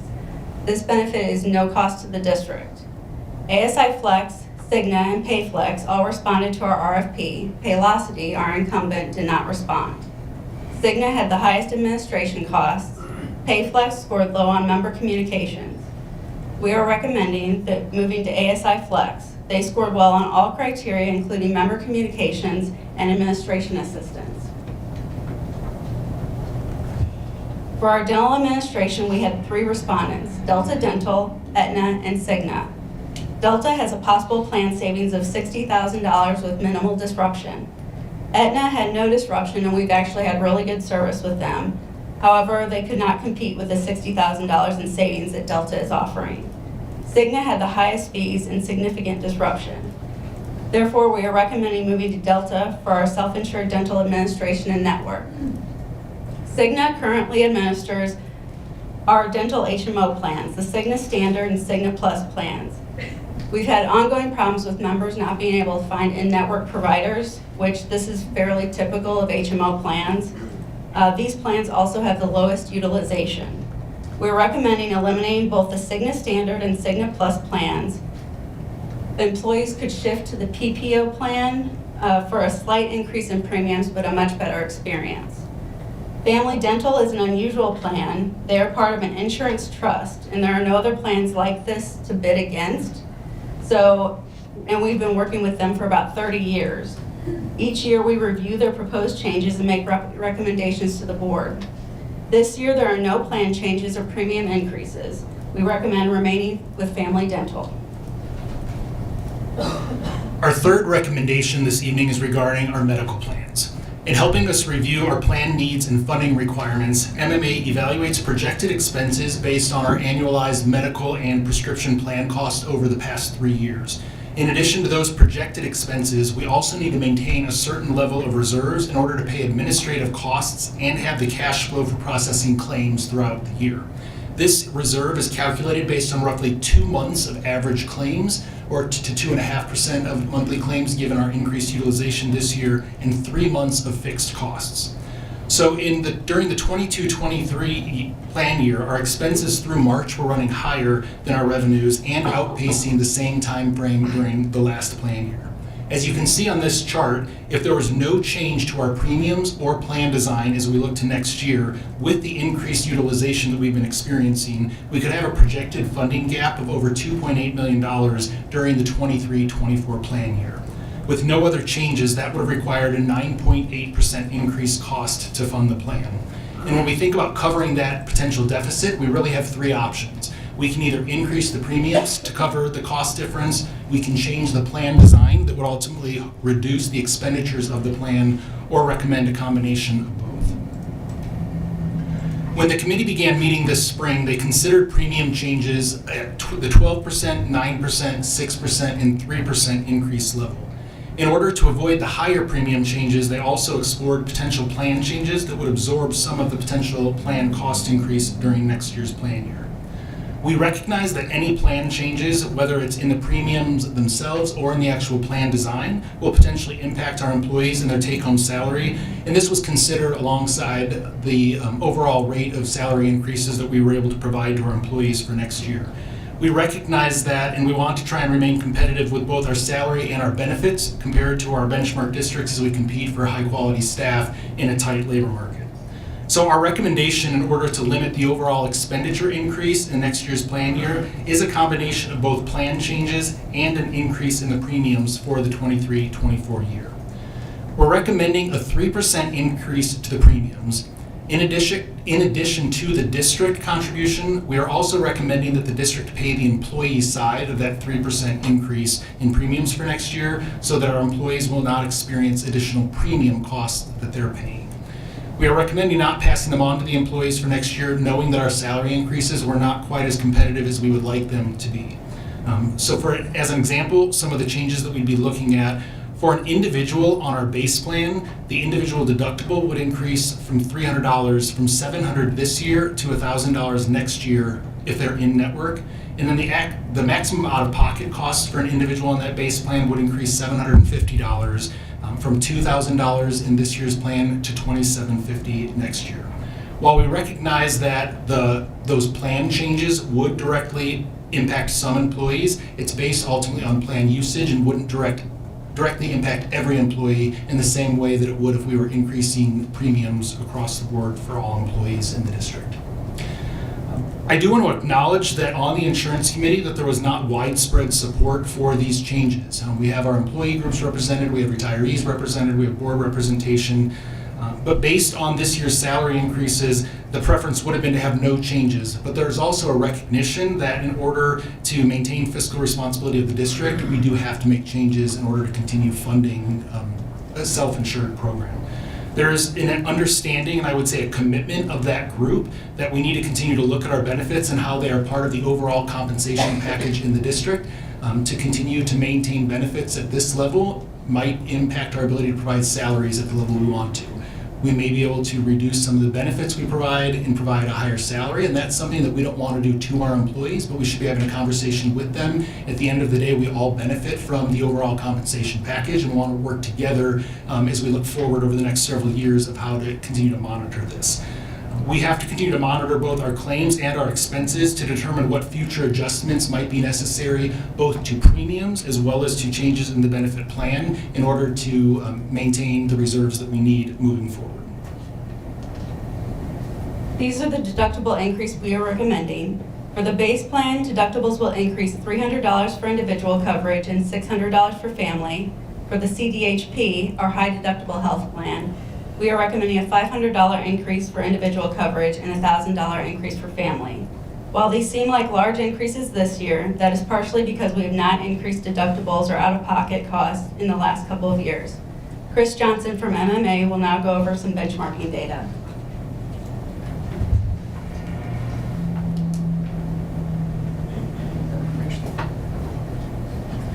Well, thank you. Good evening. Hopefully everybody can read that information that's up there. As mentioned, I'm Chris Johnson with MMA. I work in conjunction with our public entities and academic institutions team. I also run our consulting services group, which is just fancy speak for all the underwriters, actuaries, and clinicians in our office locally report up through me, and through dotted lines, I also liaise with our underwriting and actuarial staff nationally. So, that being said, as we talk about moving this, we know we have a hard decision. We have a 9.8% potential budget gap here. So we're looking for the best of both worlds. As was mentioned, we know the district itself has to be fiscally responsible. So we're going to do something that's reasonable there, but we also want a benefit package that's competitive, but within the lines of things. So this first page here is our PPO, and the way it's laid out is Francis Howell is there in that first category, followed by 3 Mercer National Employer Survey benchmarks, 1,000 to 499, school boards and other public institutions, and Midwest 500. And I'll get to why we use those benchmarks, but then we also have the St. Louis area PEAI Public School District benchmark. So that's our book of business here locally in the St. Louis marketplace. Now, going back to those other 3 benchmarks, the reason we do that, we all work in a world that's not just public employers. So we want to make sure that we're not just competitive by ourselves, but relative to the market that we're in. As a taxpayer in this district, I want to make sure this district is offering benefits that are on par with what we're seeing, but also retaining the good staff that we need. So if you look at that first number, you see actuarial value. That's fancy speak for what percentage on average of the average person in the universe will that plan of benefits cover. So you can see as you go left to right from the current plan to the benchmark plans that 88% is right there with the normative of what we see as the median plan offering in the United States as well as in the Midwest. If we go down to the benefit line items, we can see currently there's that $700 deductible we had today. You can see when we begin to look across the board, that's maybe a little richer than some of the traditional, what I'll call non-public institutional pieces are. But when we look at the St. Louis area, because St. Louis area's public institutions have been market pressured by decreased revenues, we can see our book of business is at $1,000. So when that recommendation for $300 came along, that was where that recommendation came from. Now, I will tell you our book of business on the out-of-network, which is what OON stands for, is out-of-network. We don't have consistent data, so we don't have that plugged into this chart, so I do apologize for that. But just going down the page, you can see consistently, time after time after time, we tend to be a fairly rich district, and that's good. We retain staff. That's one of the ways we counter anytime we do see a potential where we might not be in line with our peers from a salary basis. However, where we are rich, even more so, is when you come down to the contributions. And you can see that traditionally in this sector, teachers on a single basis do not, or administrators, do not pay anything for their benefits. However, on a family basis, that may be a little different. And if you look at the percentages, and I would draw your eye to that, because the cost is really just relative to what our benefits are, as well as our risk profile. If I have a sicker population or a healthier population, that cost can go up and down. So let's look at it from a percentage basis, because I think that has more reality when we're making decisions. And you can see from a percentage base that we're fairly consistent with the private market. We may be richer on a single basis, but we're consistent from a dependent care basis. So meaning we're going to attract more staff that staff that has longer tenures, but also might have families. As you go across, the one place and the one outlier, and this has always been denoted, is that the fact that amongst a lot of school districts, that's not the case. You don't see as rich of a family contribution. So it's a positive for the district that we are offering a benefit of that level to our teachers to retain them, knowing that young teachers can come on for that free piece. But if we want to retain that same good teacher, we have to recognize the fact they may be married, they may have children, they may be single parents. So that's a positive in this respect. Before I move on to the qualified high deductible health plan, are there specific questions in regards to the PPO? So the qualified... Chris, can I interrupt 1 second? He's using the word teacher. I do want to point out that all employees in the Francis Howell District, teachers, support staff, administrator, all have access to the same plans. I want to make sure that's said. So qualified high deductible health plan, if you're not familiar with it, that's when we refer to HSA. So basically that's just the IRS nomenclature to say this plan meets for specialized tax exempt status with an HSA account assigned to it. So that's what this plan is. So when we look at this and we look at that actuarial value, one thing to take into consideration, the amount of money a plan contributes or an organization contributes as an employer to an HSA also goes into the value, the actuarial value of that plan. So our HSA is actually considered fairly rich in the market at 91% on an actuarial value. Again, lots of math behind there, but in the universe of people, how much of the benefits would we expect to cover of the average person? 91% on our plan. Relative to, you can see the benchmarks are anywhere from 76 to 82% in the private sector. But you'll also note, as we go down that list, who makes contributions to those statuses. So in the private market, about 85 to 91% of organizations do make some sort of contribution, with that average contribution being somewhere in the $500 to $600 basis for single, and somewhere in the ballpark of around $1,000 for family. The district donates $1,000 to the HSA and $2,000, I should say, contributes $1,000 to the HSA for single and $2,000 for family. If we look all the way over at our book of business in regards to that to compare, our family contribution is in line with our book of business showing $1,800 on a family basis. We're actually under the contributions of what we see in most area school districts, with most area school districts contributing about $1,300. So there is a balancing point there. When we look at that, though, we ask, are we in alignment? And generally we would say yes. So the next level is, what about the deductible? Now again, because this is an IRS governed plan, there are minimum deductibles you have to maintain. So sometimes we might have had to increase deductibles over the years to maintain that status. But we are actually proposing more than that to counter the benefit increase. So you can see today we're at $2,300 compared to the school districts in the area of $2,600 on a single basis. On a family basis, and this is a true family deductible, so for all those who have used their benefits over time, you have sometimes an embedded or a non-embedded. Basically all an embedded means is if I have, and I'm going to use $1,000 deductible, every member of my family has $1,000 deductible up until my family deductible. This is a true family, meaning if you enroll in family coverage, you have a $4,600 deductible. The first person that uses benefits, whether it be one or multiples, you all have to get to that $4,600 collectively. So it's not a single, there's never ever a single deductible applied unless you're a single enrolled. So you can see that deductible currently is slightly richer than the benchmark when we talk about for school districts, but slightly ahead of the benchmarks for the private sector. Likewise, you can again look at the out-of-network deductible. In this situation, we actually made a determination, and the strategy of the district was if we're going to use out-of-network services, there's going to be a slightly higher than the benchmark number there. We go down to the INN-OOP, which is in-network out-of-pocket maximum. And you can see today we are slightly richer than the marketplace. Part of this was decided because of communications. Because we are a 100% plan, meaning you meet your deductible, you have to meet your deductible first. So I go to the doctor, I go to the pharmacy, I have to spend a full $2,300 before I ever see any benefits. So part of it, because of that, that's an easy communication when you don't have that netted with a co-insurance component. So that's why that matches up there.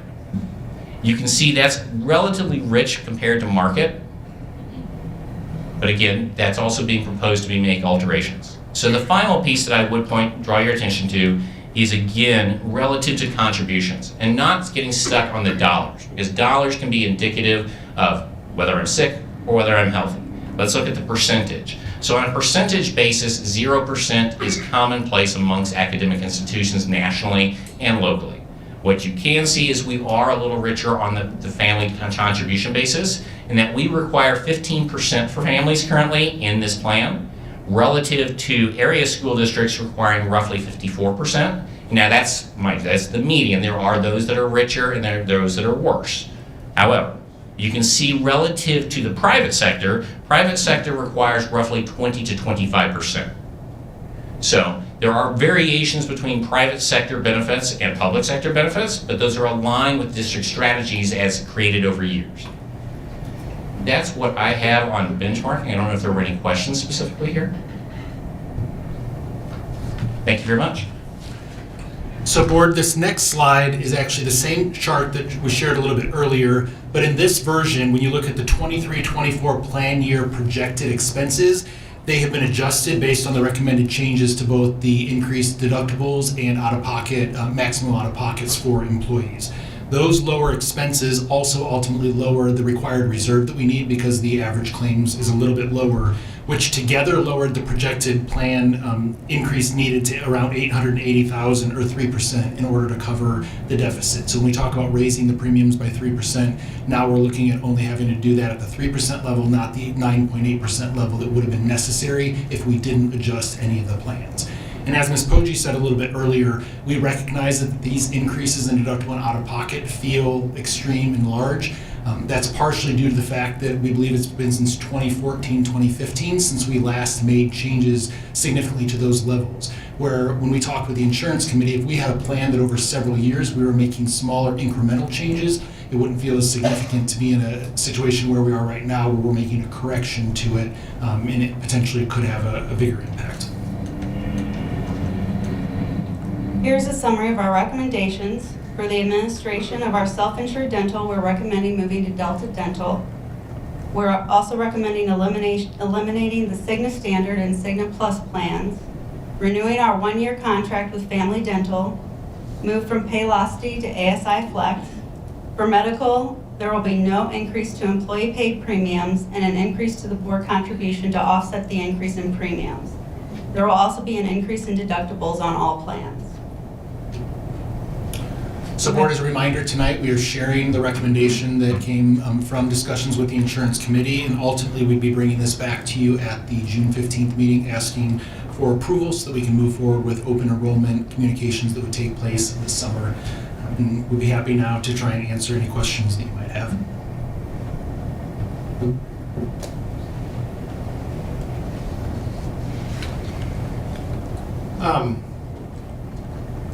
It seems that, I think I knew this qualitatively, but now that I've seen it on paper, but it seems that our benefits are fairly good.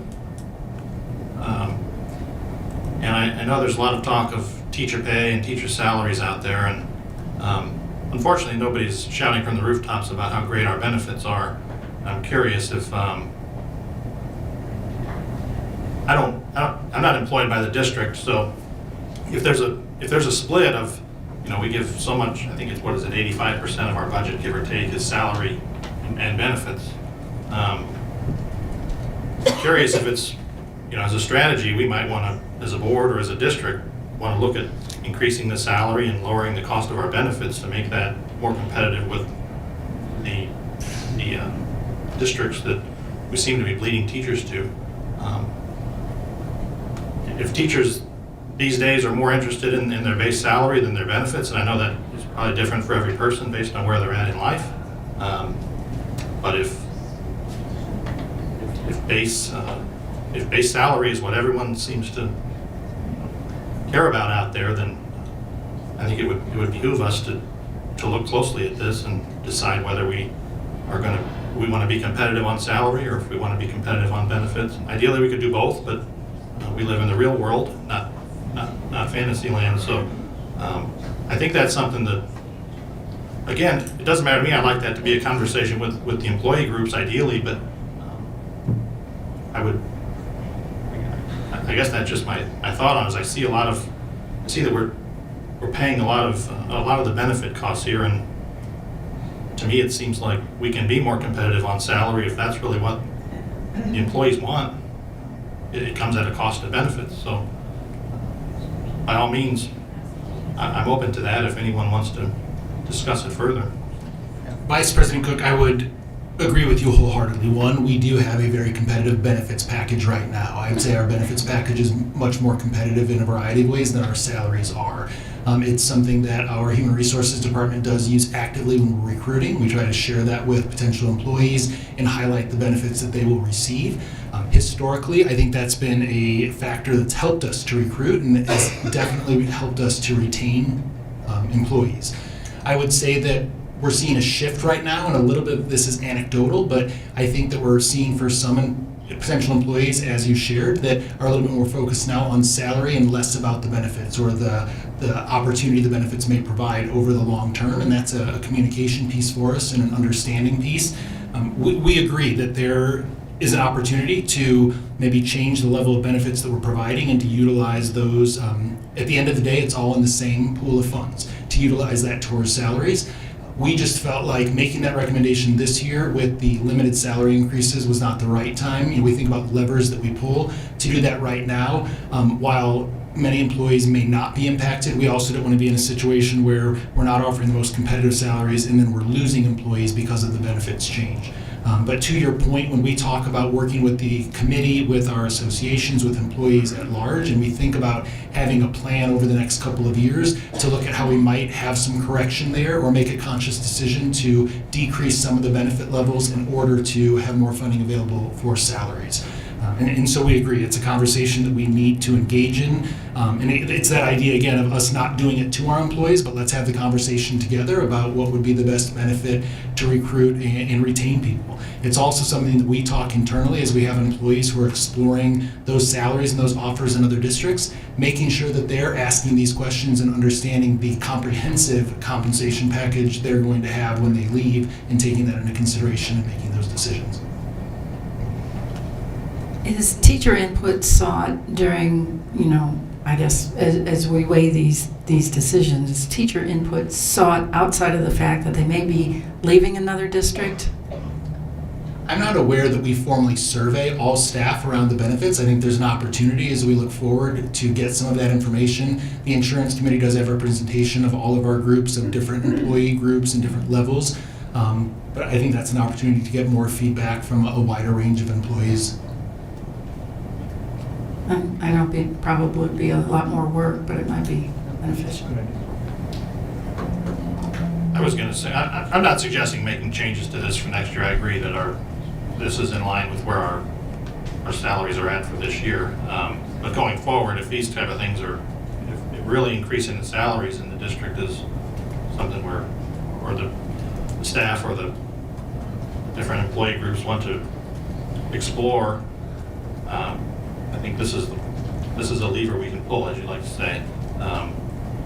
And yes, to your point, I think a survey of teachers would be just like we send Google surveys to them not all the time, a few times a year. Anybody who wants to weigh in is welcome to do that. I would be interested in that data for sure. But it's ultimately their compensation. I'm happy to. I'm open for ideas there. That's the only questions I have. Thank you. Thank you. Up next, we have budget recommendations. Dr. Rumpus. So board, next, I'm happy to introduce Carol Embry to you, who will present our recommended budget this evening for fiscal year 24. As a reminder, at the April board meeting, the board approved Ms. Embry supporting our finance department and leadership team as we work through the transition of our CFO into next school year, as well as we onboard our new director of finance that started at the beginning of May. Ms. Embry brings 29 years of experience in service to public schools, most recently retiring at the end of 2021 as the Deputy Superintendent of Operations in the Springfield School District, which oversaw finance as one of the multiple departments under her purview. She's been working closely in partnership with Jacob Myers, our new Director of Finance, since the beginning of May to develop this budget recommendation, and I'll turn things over to her. Thank you, Dr. Rumpus, and thank you for this opportunity to be with you this evening. And I absolutely still have to pause and give props to Jacob Myers. He did join the district May 1st, and we've been engaging steadily ever since to create for you this recommendation. And I'll make some other references as we journey forward. So I know that this is a lot of content. There are many slides. I will be just highlighting some of the information. Much of it is included within the actual budget document that is posted for your view and the public's view. So our objective this evening is to highlight for you the budget process, the requirements, cover some of those general points of interest with regard to revenues and expenditures. We do need to talk about the debt, capital projects, and bond funds, and then also the health fund as a fiduciary fund. And we will wrap up with the operating fund balance and trajectory.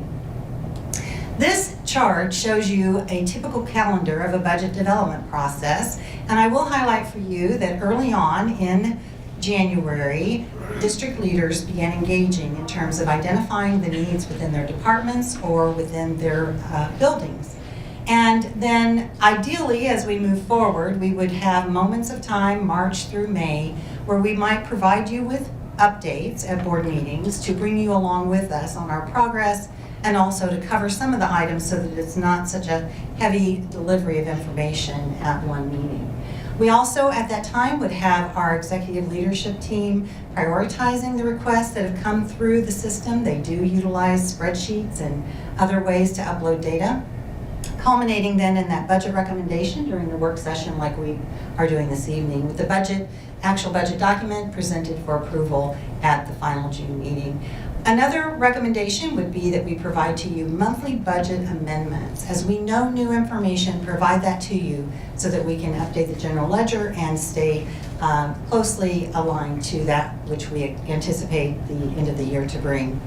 This budget that has been presented for you does align to Missouri Statute 67.010. It must include these 5 components that are listed here: the budget message, the estimated revenue, and it needs to look back at the 2 years preceding in addition to the FY24 budget. The same for expenditures, and we must also include information on district debt and a general budget summary. Excuse me. This provides you a reference to Missouri Statute 165.011, and what this means is that we are required to operate within a framework of 4 funds, and those are listed for you here. Also, I'm highlighting for you that with regard to the first 3 general, teacher, and capital projects, that is where your operating levy may be placed. For the debt service fund, your debt service levy obviously goes there. The district also is allowed to and does utilize some sub-funds within our system. So on general revenue, I'm highlighting the primary impacts to each of these, and I'll go quickly over these because we'll cover them more in depth as we journey forward. On local tax, we look at the tax rate calculation, the assessed valuation data, consumer price index, the collection of the local rate of tax, and then for Prop C is the sales tax that's collected statewide and statewide attendance, and that is compared then to local district attendance. For state revenue, we are impacted to a high level by student attendance. So I'll say this often, I'll start right now. attendance matters for our students, not only instructionally, but financially. The state adequacy target is an adequate education factor that is provided to us from the Department of Elementary and Secondary Ed. Dollar value modifier, that's a cost of living adjustment for all districts throughout the state. We are also provided with weightings, and that includes free and reduced lunch, special education, and limited English proficient students. All of that is within the formula calculation. And for now, this year and next year, we are impacted by a Missouri statute that's been in place for a long time, referred to as the pandemic provision on attendance. For federal, included within the budget, we have for you a repeat of the FY23 allocations. As we learn more in the coming months, we will provide you budget amendments relative to those allocations of different programs such as Title. And then we all know, we've been dealing with the ESSER funds over the past few years. So those will come to a close within the FY24 budget. This slide shows you student enrollment projections. It has historical, current, and projected. And I'll draw your attention to those two arrows. I'm pointing you to FY20 attendance, or enrollment rather in this situation, and then current year enrollment. And you can see that since FY20 to FY23, we have a reduction of 237 students relative to that prior year. So in the coming year, we see a very slight change. There will be a decline of 40 students then in FY25, but then we'll recover that again in FY26. Now, all of this data is simply based on those class cohorts rolling through the system. Seniors leave, new kindergarten assumptions are provided. So the data is always moving. We must continue to monitor it. And again, I have for you there that attendance does matter. This is a slide that was provided to you during the October 22 report on the demographic study conducted by Business Information Services. It noted that there would be a 5% decline by FY32. And we know that different things happen. We've already referenced that there are different SS valuation changes that occur. There are new businesses that come in. There are new apartment complexes. So all of this is ever moving, and that was a moment in time. But it was a good thing to do. It's always good to monitor it. This references that statute, Missouri Statute 163.021, Section 4. And what this means is when there's been an infectious disease, that a district is allowed to reach back to the year preceding when that attendance was negatively impacted. And so for most districts, there are some districts that have been rapidly growing since FY20 in spite of the COVID impact. But for most districts throughout the state, they're reaching back to FY20. So again, this will continue for FY24 for basic formula state monies only. We won't have this provision help us in the formula calculation for Proposition C or our Classroom Trust Fund portion of that. This reminds you, this is from the April budget amendment, and this reminds you that in FY23, the current year, we are approximately impacted by over $3.3 million. Now, all of this is based on estimates because we get paid based on our current year ADA, and that is not finalized until the core data file is certified. So that is still coming forward. Then also that includes those weighting factors and summer school. It's all added into that formula process. So $3.337 million is our impact. Moving ahead, we anticipate that we will have a funding cliff, if you will, of $2.5 million for FY25. So we're protected again in FY24, but FY25, we must prepare for that reduction of $2.5 million. As our ADA numbers that are listed there change, that number, that dollar amount, will also be modified. For local tax revenue, and I'll remind you that anything that we're referencing here is relative to change. We are always looking at the current year versus what the new amount would be. So based on our current year board-approved revised budget, we are estimating that we'll see an increase of local tax revenue for FY24 of $7.596 million. That's for all funds. Excuse me. It includes some assumptions relative to new construction, so we put $25 million in there based on historical. We also know that the consumer price index is 6.5%, and we are assuming a 98% collection rate. The assessed valuation data will come to us from the St. Charles County officials, and that happens in September, just in time to set the tax levy in the district. And of course, you know that because you do that each year. The levy is set, or we calculate it rather, using the state auditor interactive website form process. And so the state auditor vets that, makes sure that all levies throughout the state are set appropriately. I've provided for you information regarding Missouri Statute 137.115 that indicates there are a variety of percentages applied to market value of property in order to attain the assessed valuation. So for instance, personal property is the first item listed there where there's a car. You take the market value of the property times 33.33%, you divide that number by 100 and multiply it times the levy, and that helps you understand the tax that the district would receive.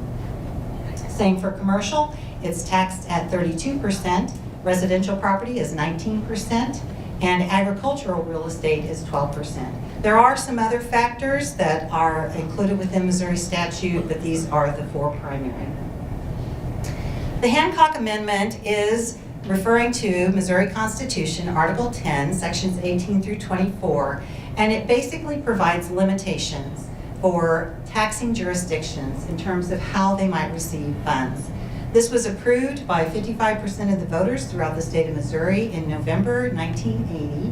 There have been some subsequent acts that have occurred, but public education is one that's listed and limited on local tax revenue. So understand that it's the aggregate revenue we can only grow by 5% or less. So the actual assessed valuation growth is one factor. That's compared to the inflation rate. I referenced the Consumer Price Index, and it's currently 6.5, so it's higher than the 5%. So then it becomes, is it 5% or is the assessed valuation lower than that? If the assessed valuation were 2% in any given year, that would be the cap that we would experience. Proposition C sales tax originated in 1982, and it's a 1-cent sales tax that was to benefit schools and highway funds. We're expecting an increase for FY24 of $390,098, and we are seeing that the allocation per WADA, or weighted average daily attendee, is increasing by $74, but because of the changes on our other factor, the WADA number, we are not experiencing as large of a typical increase as we might otherwise. State basic formula and classroom trust fund, that is estimated for a reduction FY24 of $100,909. Again, this is directly related to some of the changes within the formula calculation. Classroom trust fund is a carve-out of the total formula calculation, and not everyone understands that. We think it's additional money on top. But back before Classroom Trust Fund became so, the formula was calculated and paid with state monies, or the General Revenue Fund. When the Classroom Trust Fund was implemented, that became a carve-out where it's funded by gaming, but it supplanted other state revenues. The state adequacy target within that calculation is provided by the Department of Elementary and Secondary Education, and it will remain the same as the current year at $6,375. The dollar value modifier for the district, which is that cost of living adjustment factor, in the current year it's 1.093, and next year it will be 1.092. So again, no change is currently estimated due to our relatively flat enrollment expectation for next year. On state transportation, we're highlighting this often this year and for next. It used to be one of those revenues that didn't have much of an impact on the system. And what we knew is that we mostly supported those expenditures out of local funds. But for the second time, this year's the first year, next year will be the second year, we have full funding of our state transportation formula, which is fantastic. All districts are always capped at 75%. It's the state board authorized reimbursement level. So even if you had all perfect expenditures and they were all eligible, you'd be capped at 75%. What happened in the past is then an additional proration was applied. So of the 75% that was qualified in FY21, we were only paid at a 30.6% level. FY22 is 41.1% of that state authorized amount. And so for FY23, for your context, that grew from FY22 into FY23 by $3.8 million. So that was a significant revenue influx into the system this year. And we anticipate that returning next year, but we're budgeting flat because we won't see any new money on that. Understand that it's all relative to your prior year expenditures, so we also don't know exactly where that will land until the year closes and we receive that information. So this is a slide referencing financial institutions tax. It's estimated for a reduction next year currently of $1,699,570. I've provided you a chart that shows you the fluctuation that we've experienced. And we know that there was a new state law that authorized the 7% of net income on banks and trust companies and credit unions and businesses like that.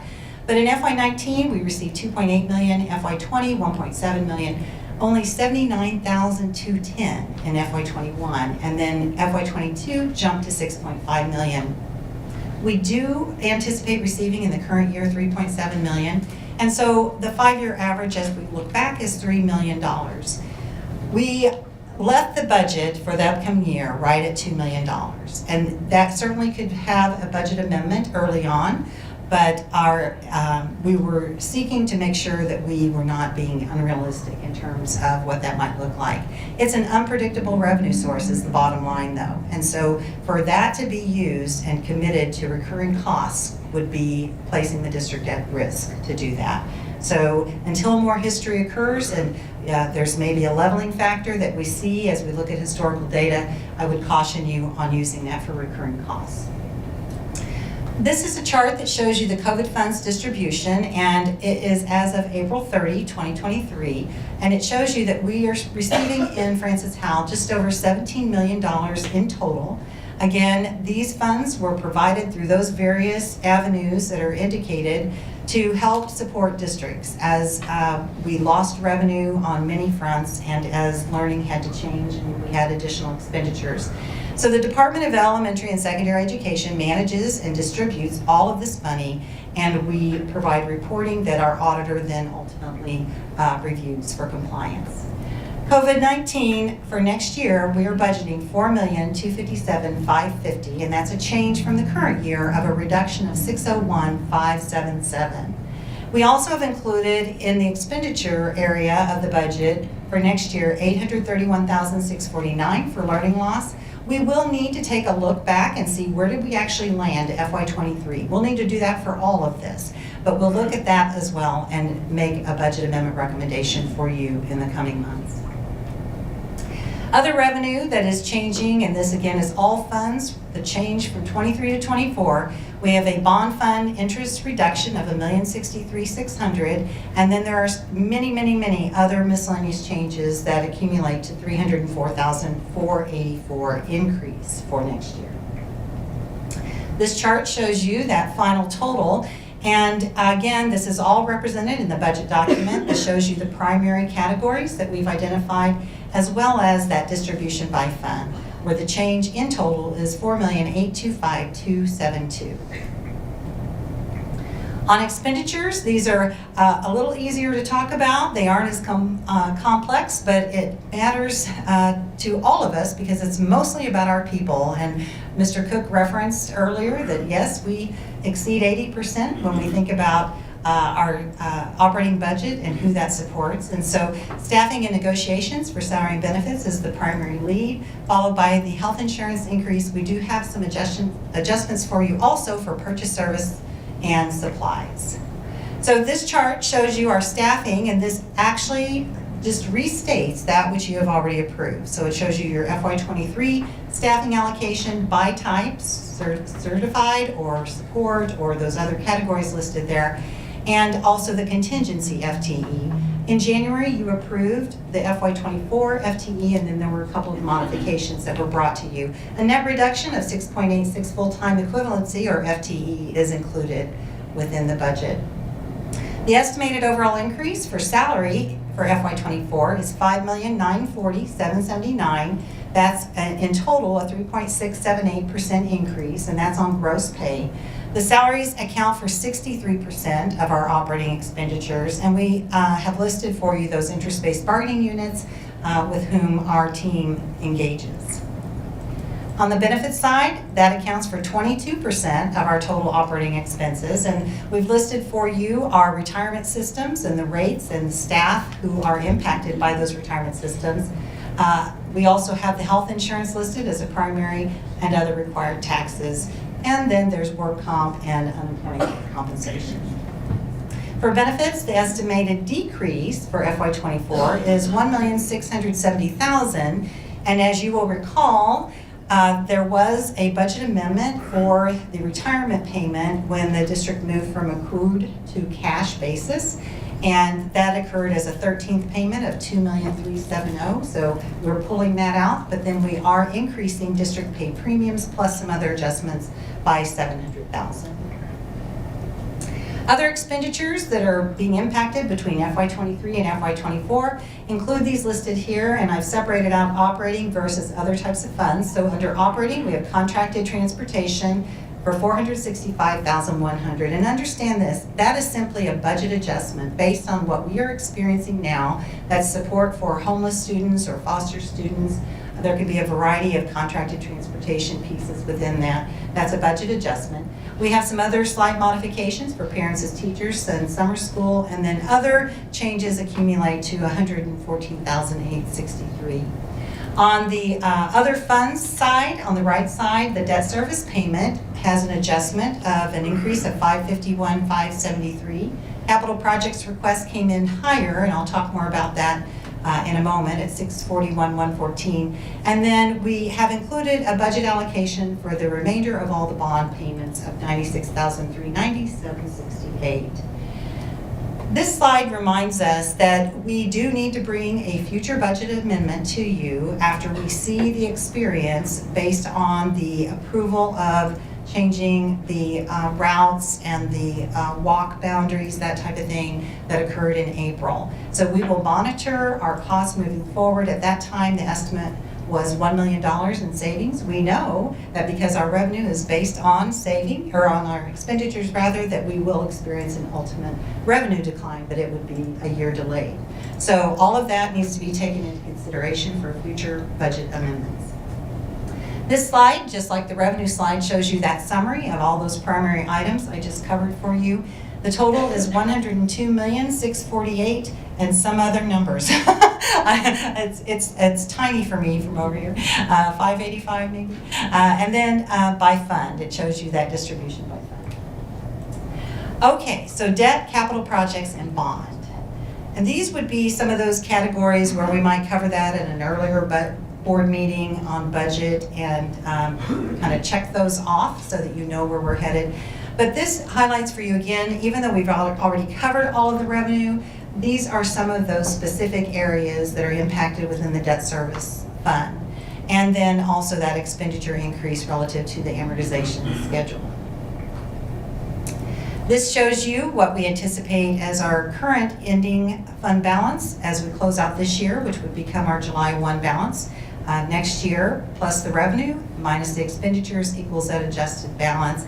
We are allowed in the state of Missouri per statute to carry payments that would meet our needs for the full next year. So it's okay for that balance to fluctuate and stay in alignment with the needs on the system.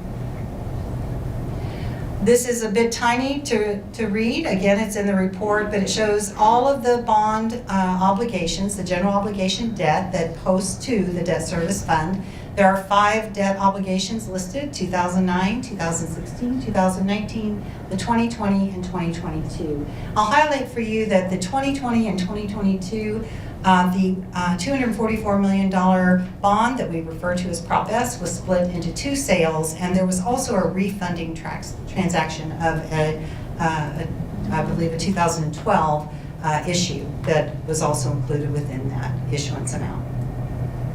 This shows you the amortization schedule, and it indicates that for principal, interest, and estimated fee obligations for FY24, a total of $23,499,363 is included within the budget. The debt service levy has continued for some time now at 0.6713 or 67.13 cents. I will point out that the debt service levy routinely has been rolled back. When the state auditor calculation forms are performed, and verified by that office, it calculates out to over 89 cents, and you've rolled that levy back. So I would anticipate that would be the same recommendation for your consideration in September.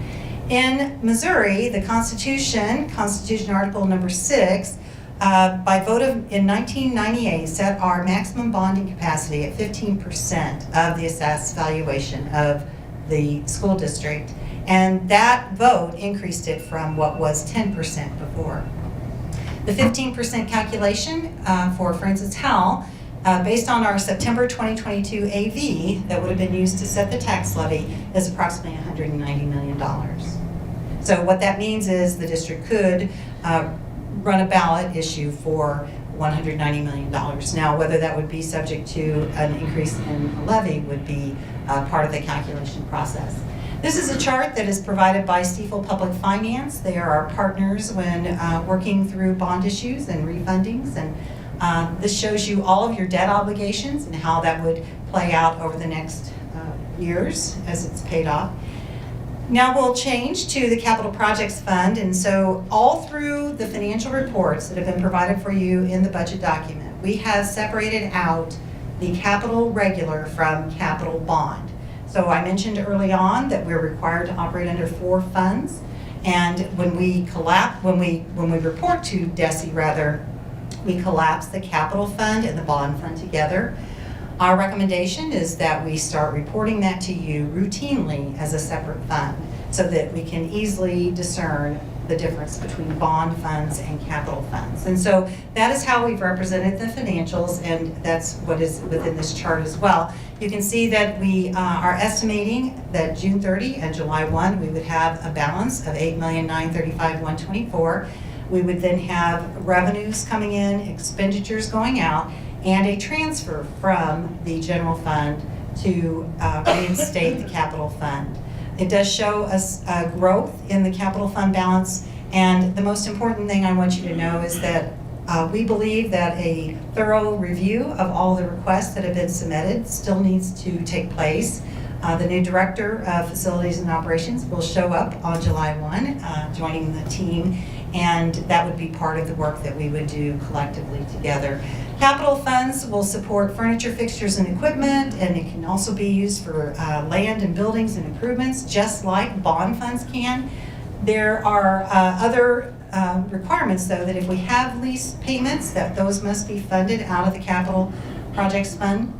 And as noted before, our fund balance carryover and revenues and then the transfer are how we get money in that account. The capital fund levy currently is 6.3 cents and per $100 of assessed valuation. And the transfer that is authorized to go from operating to capital is actually provided to us by the Department of Elementary and Secondary Education on an annual basis, and so it does change. This shows you the lease schedule. I mentioned that lease payments must be posted to the capital fund, and this is a typical list of leases that a district might have where it supports technology, buses, copiers, that type of equipment. And often the lease term aligns to the life cycle of the equipment. So there are districts that might do a routine technology lease to keep things refreshed, and same for our buses. So the beginning principal balance that will be carried is $5,542,122.55. For next year, we have a principal payment included in the budget of $3,548,214.34 and interest payments $141,466.61. This is a summary of the object categories of the capital spending that has occurred in the district FY21, FY22, and then our budget for the current year, as well as the budget for FY24. And again, a comprehensive review and prioritization would be performed of that. This now pivots us to Capital Projects Fund bond, and so you can see our estimated beginning fund balance is $132,387,000. And there would be revenues that would be limited to interest earnings going into that account. The other revenue source, of course, would be premiums when you sell the bonds or the actual sale of the principal of the bonds. And again, the only thing that's removed from this slide is you do not make lease payments out of bond money. Now, understand that we are budgeting the full amount, and so We know that we will not spend every dollar budgeted in the current year, nor will we receive exactly the amount budgeted for revenues in the current year. And so as we land the current fiscal year and begin the next year, again, that's when we would bring you budget amendments to realign to match with what we know to be true today. This just provides you the context of that June 2nd, 2020 approval by patrons, where 79% of the patrons approved the bond issue that became known as Prop S. And it includes the ballot language in there as well. We also are intending to perform a comprehensive update for you so that we can list out all those outstanding projects. A team of stakeholders will engage in that, and again, engage with our new director as well. Through the process of building the budget, we did provide you, though, that financial view of where we stand currently. And that's shown for you here. So this reflects everything that's posted in General Ledger for FY21, FY22, the current year, and then our projection for next year. Overall, the budget recommendation for governmental funds, so that's those 4 funds together, includes expenditures of $397,327,077 and revenues of $269,918,152. And we know that the reason the expenditures exceed the revenues is because of the revenue that came in relative to the FY20 bond that was received in FY21 and FY22. So that is still being spent down. A balanced operating budget is presented for your consideration. For operating funds, we are showing expenditures $232,042,500, revenues $241,533,440, and again, that transfer to the capital fund of $6 million, resulting in a potential 2.79% ending fund balance. The restatement of the insurance fund as a fiduciary fund, currently that data, all the revenue, all the expenditures, is included as a sub-fund of the general fund. And we have consulted with the auditor, we've consulted with other entities, and determined that just from a clarity perspective, having it separated out is the best path, and that is the recommendation included within the budget. By including it within the operating fund or the general fund, that does slightly impact the ending fund balance each year. It's immaterial, but from a transparency perspective, having those funds separate would be a better management process. So included within the budget is an allocation of $29 million for both revenue and expenditure. So those offset one another. And it's been referenced for you this evening during the insurance review, but understanding that all of the health claims that are handled for paying for our employee benefit, the stop loss premiums, all the management and compliance pieces where we pay for those services, anything related to the clinic, all of that would be an expenditure represented within that $29 million. On the revenue side, it's the employee contribution, it's the employer contribution. We also receive certain rebates, and we have stop loss reimbursements as well as interest earnings. That would be included too. Our operating fund balance and trajectory, this slide just shows you how it's calculated, and it's considered a measure of financial sustainability. It's not the only measure, but it's a measure. And Missouri Statute 161.520 tells us that districts are considered financially stressed if they are at 3% or below. And I'm telling you that if you're at 3%, everyone's stressed, because that would mean you were having challenges meeting all of paying all your bills. So if below 8%, we likely need a short-term loan to fund payroll and other costs throughout the district. Board policy 3114 on fund balance says that the board will strive to maintain a 15 to 20% fund balance of prior expenditures. Again, we're currently estimating approximately 22.8% as we close out next fiscal year based on all the current data.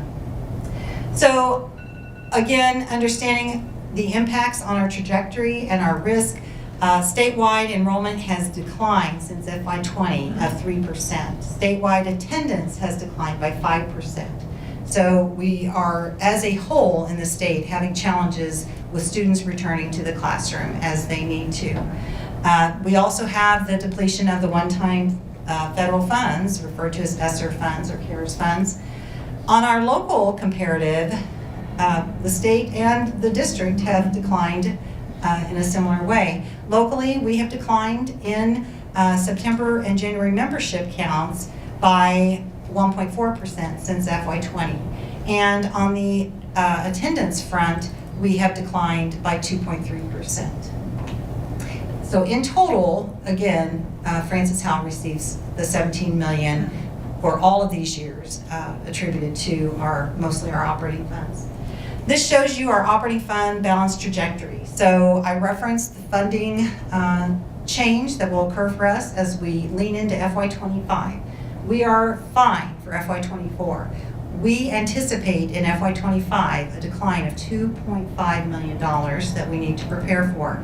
This trajectory shows you that as we close out FY25, we would potentially drop to a 19.36%, then moving forward FY26 at 16.96%, FY27 at 12.9%. Now we know that that's not where the district will land because we will need to make adjustments to accommodate and reevaluate how we're spending and any revenues, if there are additional revenues we might capitalize on.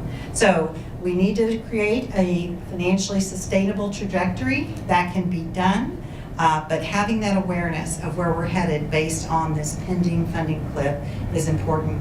And also understanding that once we reset, whatever that new level is that we reset at, when we can no longer reach back and grab the FY20 attendance, will be our new level funding from the state, unless there are other significant changes. This is that general budget summary. That's that fifth requirement within Missouri statute of what should be in a budget. And it simply restates all the information that has been covered for you by fund.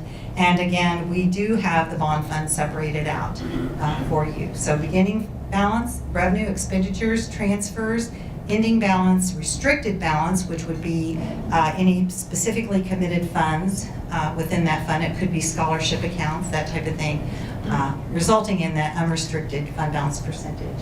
So the next actions, this is being presented to you for first read and will be brought back to you for the June 15th meeting. We must have a budget approved prior to July 1 per Missouri statute so that bills may be paid. We would again bring you those routine budget amendments during the upcoming year so that we all stay connected on where our financial trajectory is headed. And then also work on developing that analysis process by which we'll examine all of the primary expenditures and revenues to ensure that we are doing the best we can with our resources. And that is the end. And you all stayed with me. Thank you. Board, any questions?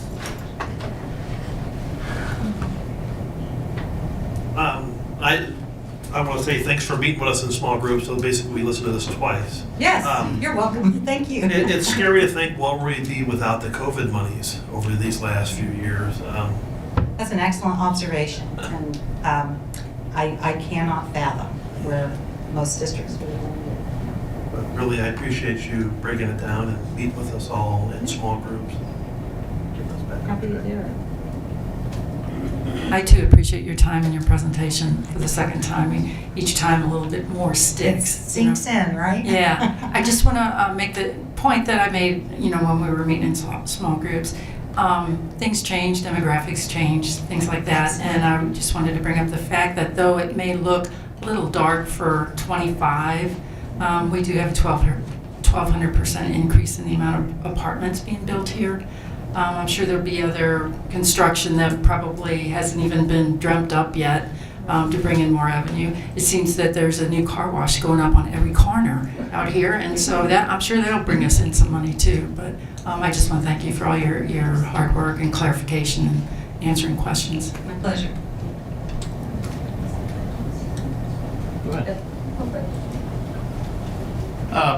I too want to thank you for meeting with me and answering my questions and talking with me on the phone, and you've helped a lot.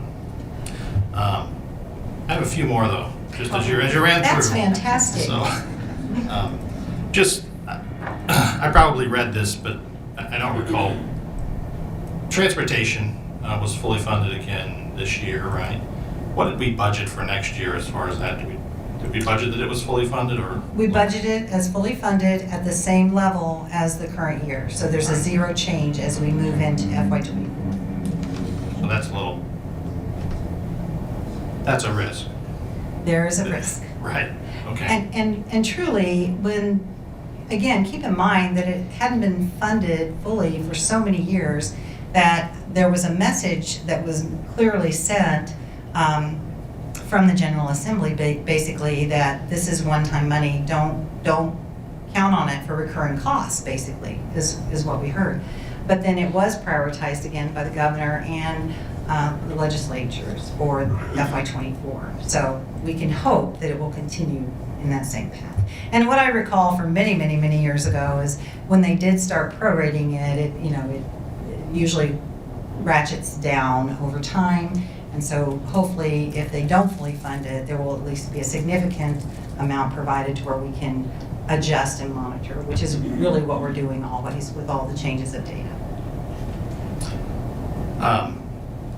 Going back to ESSER funds, another COVID-related money, I'm going to show the fact that I don't follow national politics as closely as many people probably do, but I just happened to hear on the radio, I think yesterday when I was in the car, something about Congress and a budget going on lately. And there was something in there about maybe not taking away unspent federal COVID funds. I don't know, maybe somebody else knows. I don't know if it passed, I don't know what happened. Does that affect us at all is really my question, since we have some. That's a great question. I don't have that on my radar. Okay. I don't believe. I believe that the department has received the funds, and it's a matter of us drawing them from them, but I would need to verify that. So our ESSER funds come from the state, so the federal government deposited to the state, so in theory. So I can kind of speak to that a little bit. I believe that the federal government is talking about unallocated COVID money that Congress approved at the federal level. The state ESSER money has already been allocated out by DESE. I don't foresee that they'll be clawing that money back. A low risk there. But we do anticipate drawing that down quickly into next fiscal year as well. Okay. And then just on slide 39, I don't know who's controlling it. Oops. It's the, I think something with the bonds, our bond obligations. 39. 39. And I apologize, I planned to say, hey, there are page numbers on these slides to help you along if you have reference points, so thanks for that. Just curious why 22 was so low. I mean, we certainly have bonds outstanding. In FY22? Right, is there some special provision or reason? No, normally, when they look at structuring the bond repayment schedule, they are typically looking at, what can, it's a balancing act. It's kind of pushing puzzle pieces together. If you want to sustain the same tax rate, which has been the history in Francis Howell, then what can we handle? But to your point, I don't understand why that specifically dropped, other than that's just how the payments played out, and it was more of a leveling factor for the rest of the years. I'd have to look more closely at the data to determine if there was a key factor in that. And then one more, probably not for you, but for all the people that say they went to school in Howell, maybe could answer. But back on slide 11 is a copy of something from the demographer study last year, showing our enrollment projection. And basically where we're at is, if you draw a line back to the left from where we're at, we hit somewhere around 1995. And so I guess my question, and I don't necessarily expect an answer tonight, but maybe in the next week or two, somebody could let me know, did we have as many buildings as we have now? Did we have as much square footage? Basically what I'm seeing is we have the same amount of students as we had 30 years ago. But I suspect we have a lot more space.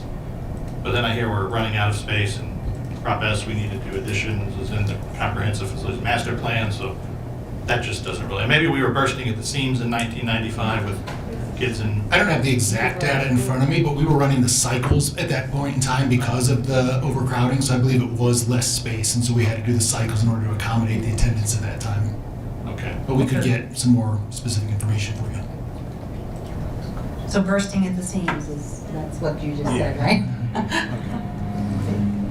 That's all. Thanks for your Yeah. help.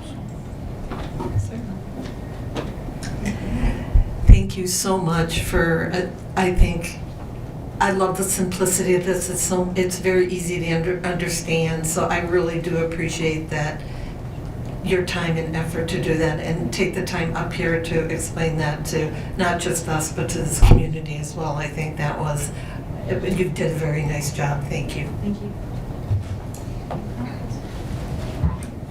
1 second before you run off. I'm sorry. Sorry, waiting for everybody else to Yes, finish. I'm sorry, I apologize. No worries. Just a couple quick questions or things to point out. And the projections for the budget through, I guess, 25, 26. Right. We're budgeting for at least one, I think I heard one step per teacher is in So, the budget, or how do yeah. we budget for teacher Well, salaries? Actually, what's included in that, and again, when you start going out any distance, it's challenging to have any kind of accuracy. But we have a 3% increase for salaries, a 3% increase for benefits. We also have adjustments to primary revenues within that as well, especially the state change and the elimination of the ESSER funds. So, and again, those are just to give us a view of what is possible, not that those are any assumptions that we would want to apply. We're taking care of people and buildings and all the things. All right, great, thank you. And then the last thing was, I think we've had conversation in previous board meetings talking about finance of this potential need for a 24% funding balance through the year that carry us from year to year without having to take short-term loans. Was there any discussion around that in building this budget, and like next year we're at 22 something? Are we anticipating short-term funding loans needed maybe? So the district is highly dependent on the local revenue. And again, in Missouri, we are all so varied and unique in that we have different levels of dependency on the state formula versus our local support.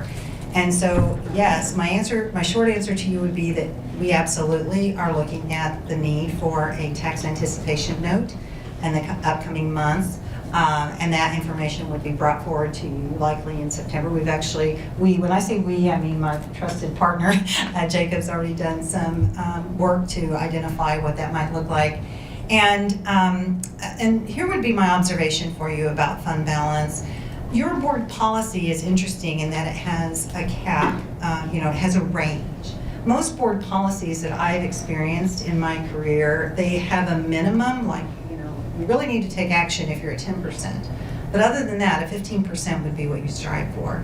And because we all know that everything changes, the revenue ebbs and flows, your expenditures can ebb and flow, there's not a cap within the policy in terms of how you maintain that. But the importance for me, and I say this every opportunity I get with the superintendents with whom I work, you have to look several years out. We can never make recommendations or decisions in isolation of a current year and where we're going to land at the end of that year. No different than you would handle your personal financial situation and trajectory. So that would be just my general observation for you about that.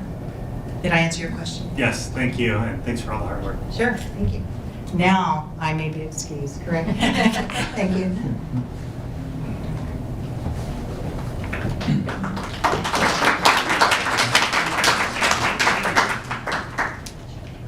Up next, we have superintendent comments. Thank you, President Bertrand. I too want to again thank Carol and Bree for her hard work and Jacob Myers for the work preparing the budget this evening. Both being new to the district, they picked up the work that started with our building and department leaders back in January, but at the start of May really dove into all of that, collected those requests and recommendations for next year, and were able to pull together a very high quality recommendation that was shared with you and our community tonight. I also want to thank Aaron Poggi for presenting this evening. That insurance presentation is normally done by our CFO. And also, as I think about Ms. Vargas coming up and Dr. Altman, we get the pleasure to present to you often. I sometimes forget not everybody does. And so I appreciate them being willing to come to the podium and answer the board's questions tonight. Also would like to thank everyone who responded to our stakeholder survey, which closed at the end of last week. We had just over 1,300 responses, so we're working through analyzing those results now, and as we shared, we'll present that information later this summer to the board as we talk about some next steps. Last week, we celebrated more than 80 retirees at our Ringing of the Bells ceremony. Collectively, those retirees represent 1,736 years of service to our district and to our schools. We really do believe they've earned a retirement full of rest and reflection and with their family as they look forward to their future adventures.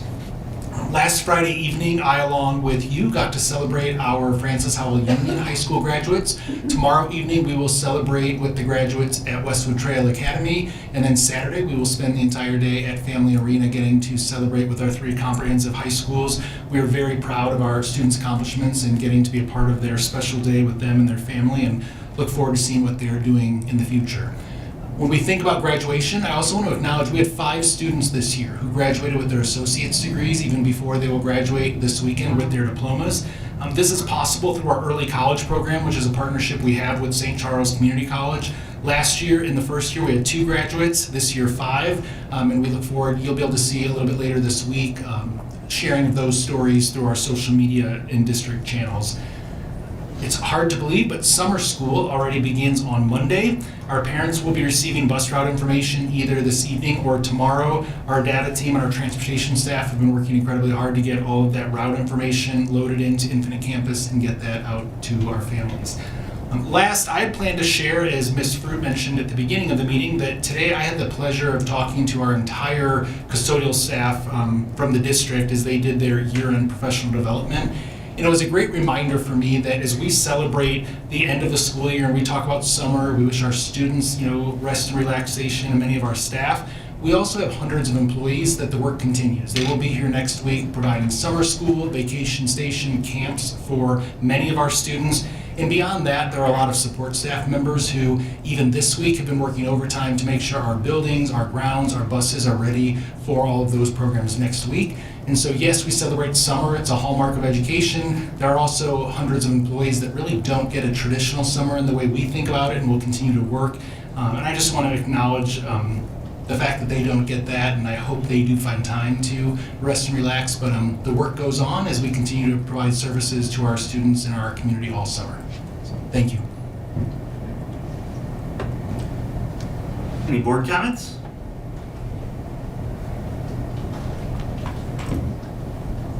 I would like to just thank everybody who has continued to join us for the meeting. Got a lot of information presented to us that would put the best of us to sleep sometimes. But everybody hung in there, so I appreciate that and appreciate everybody coming out and joining us. Board, I would like to get to it. Motion to adjourn the meeting. Director Kushkar, Director Cook, all those in favor say aye. Aye. Aye.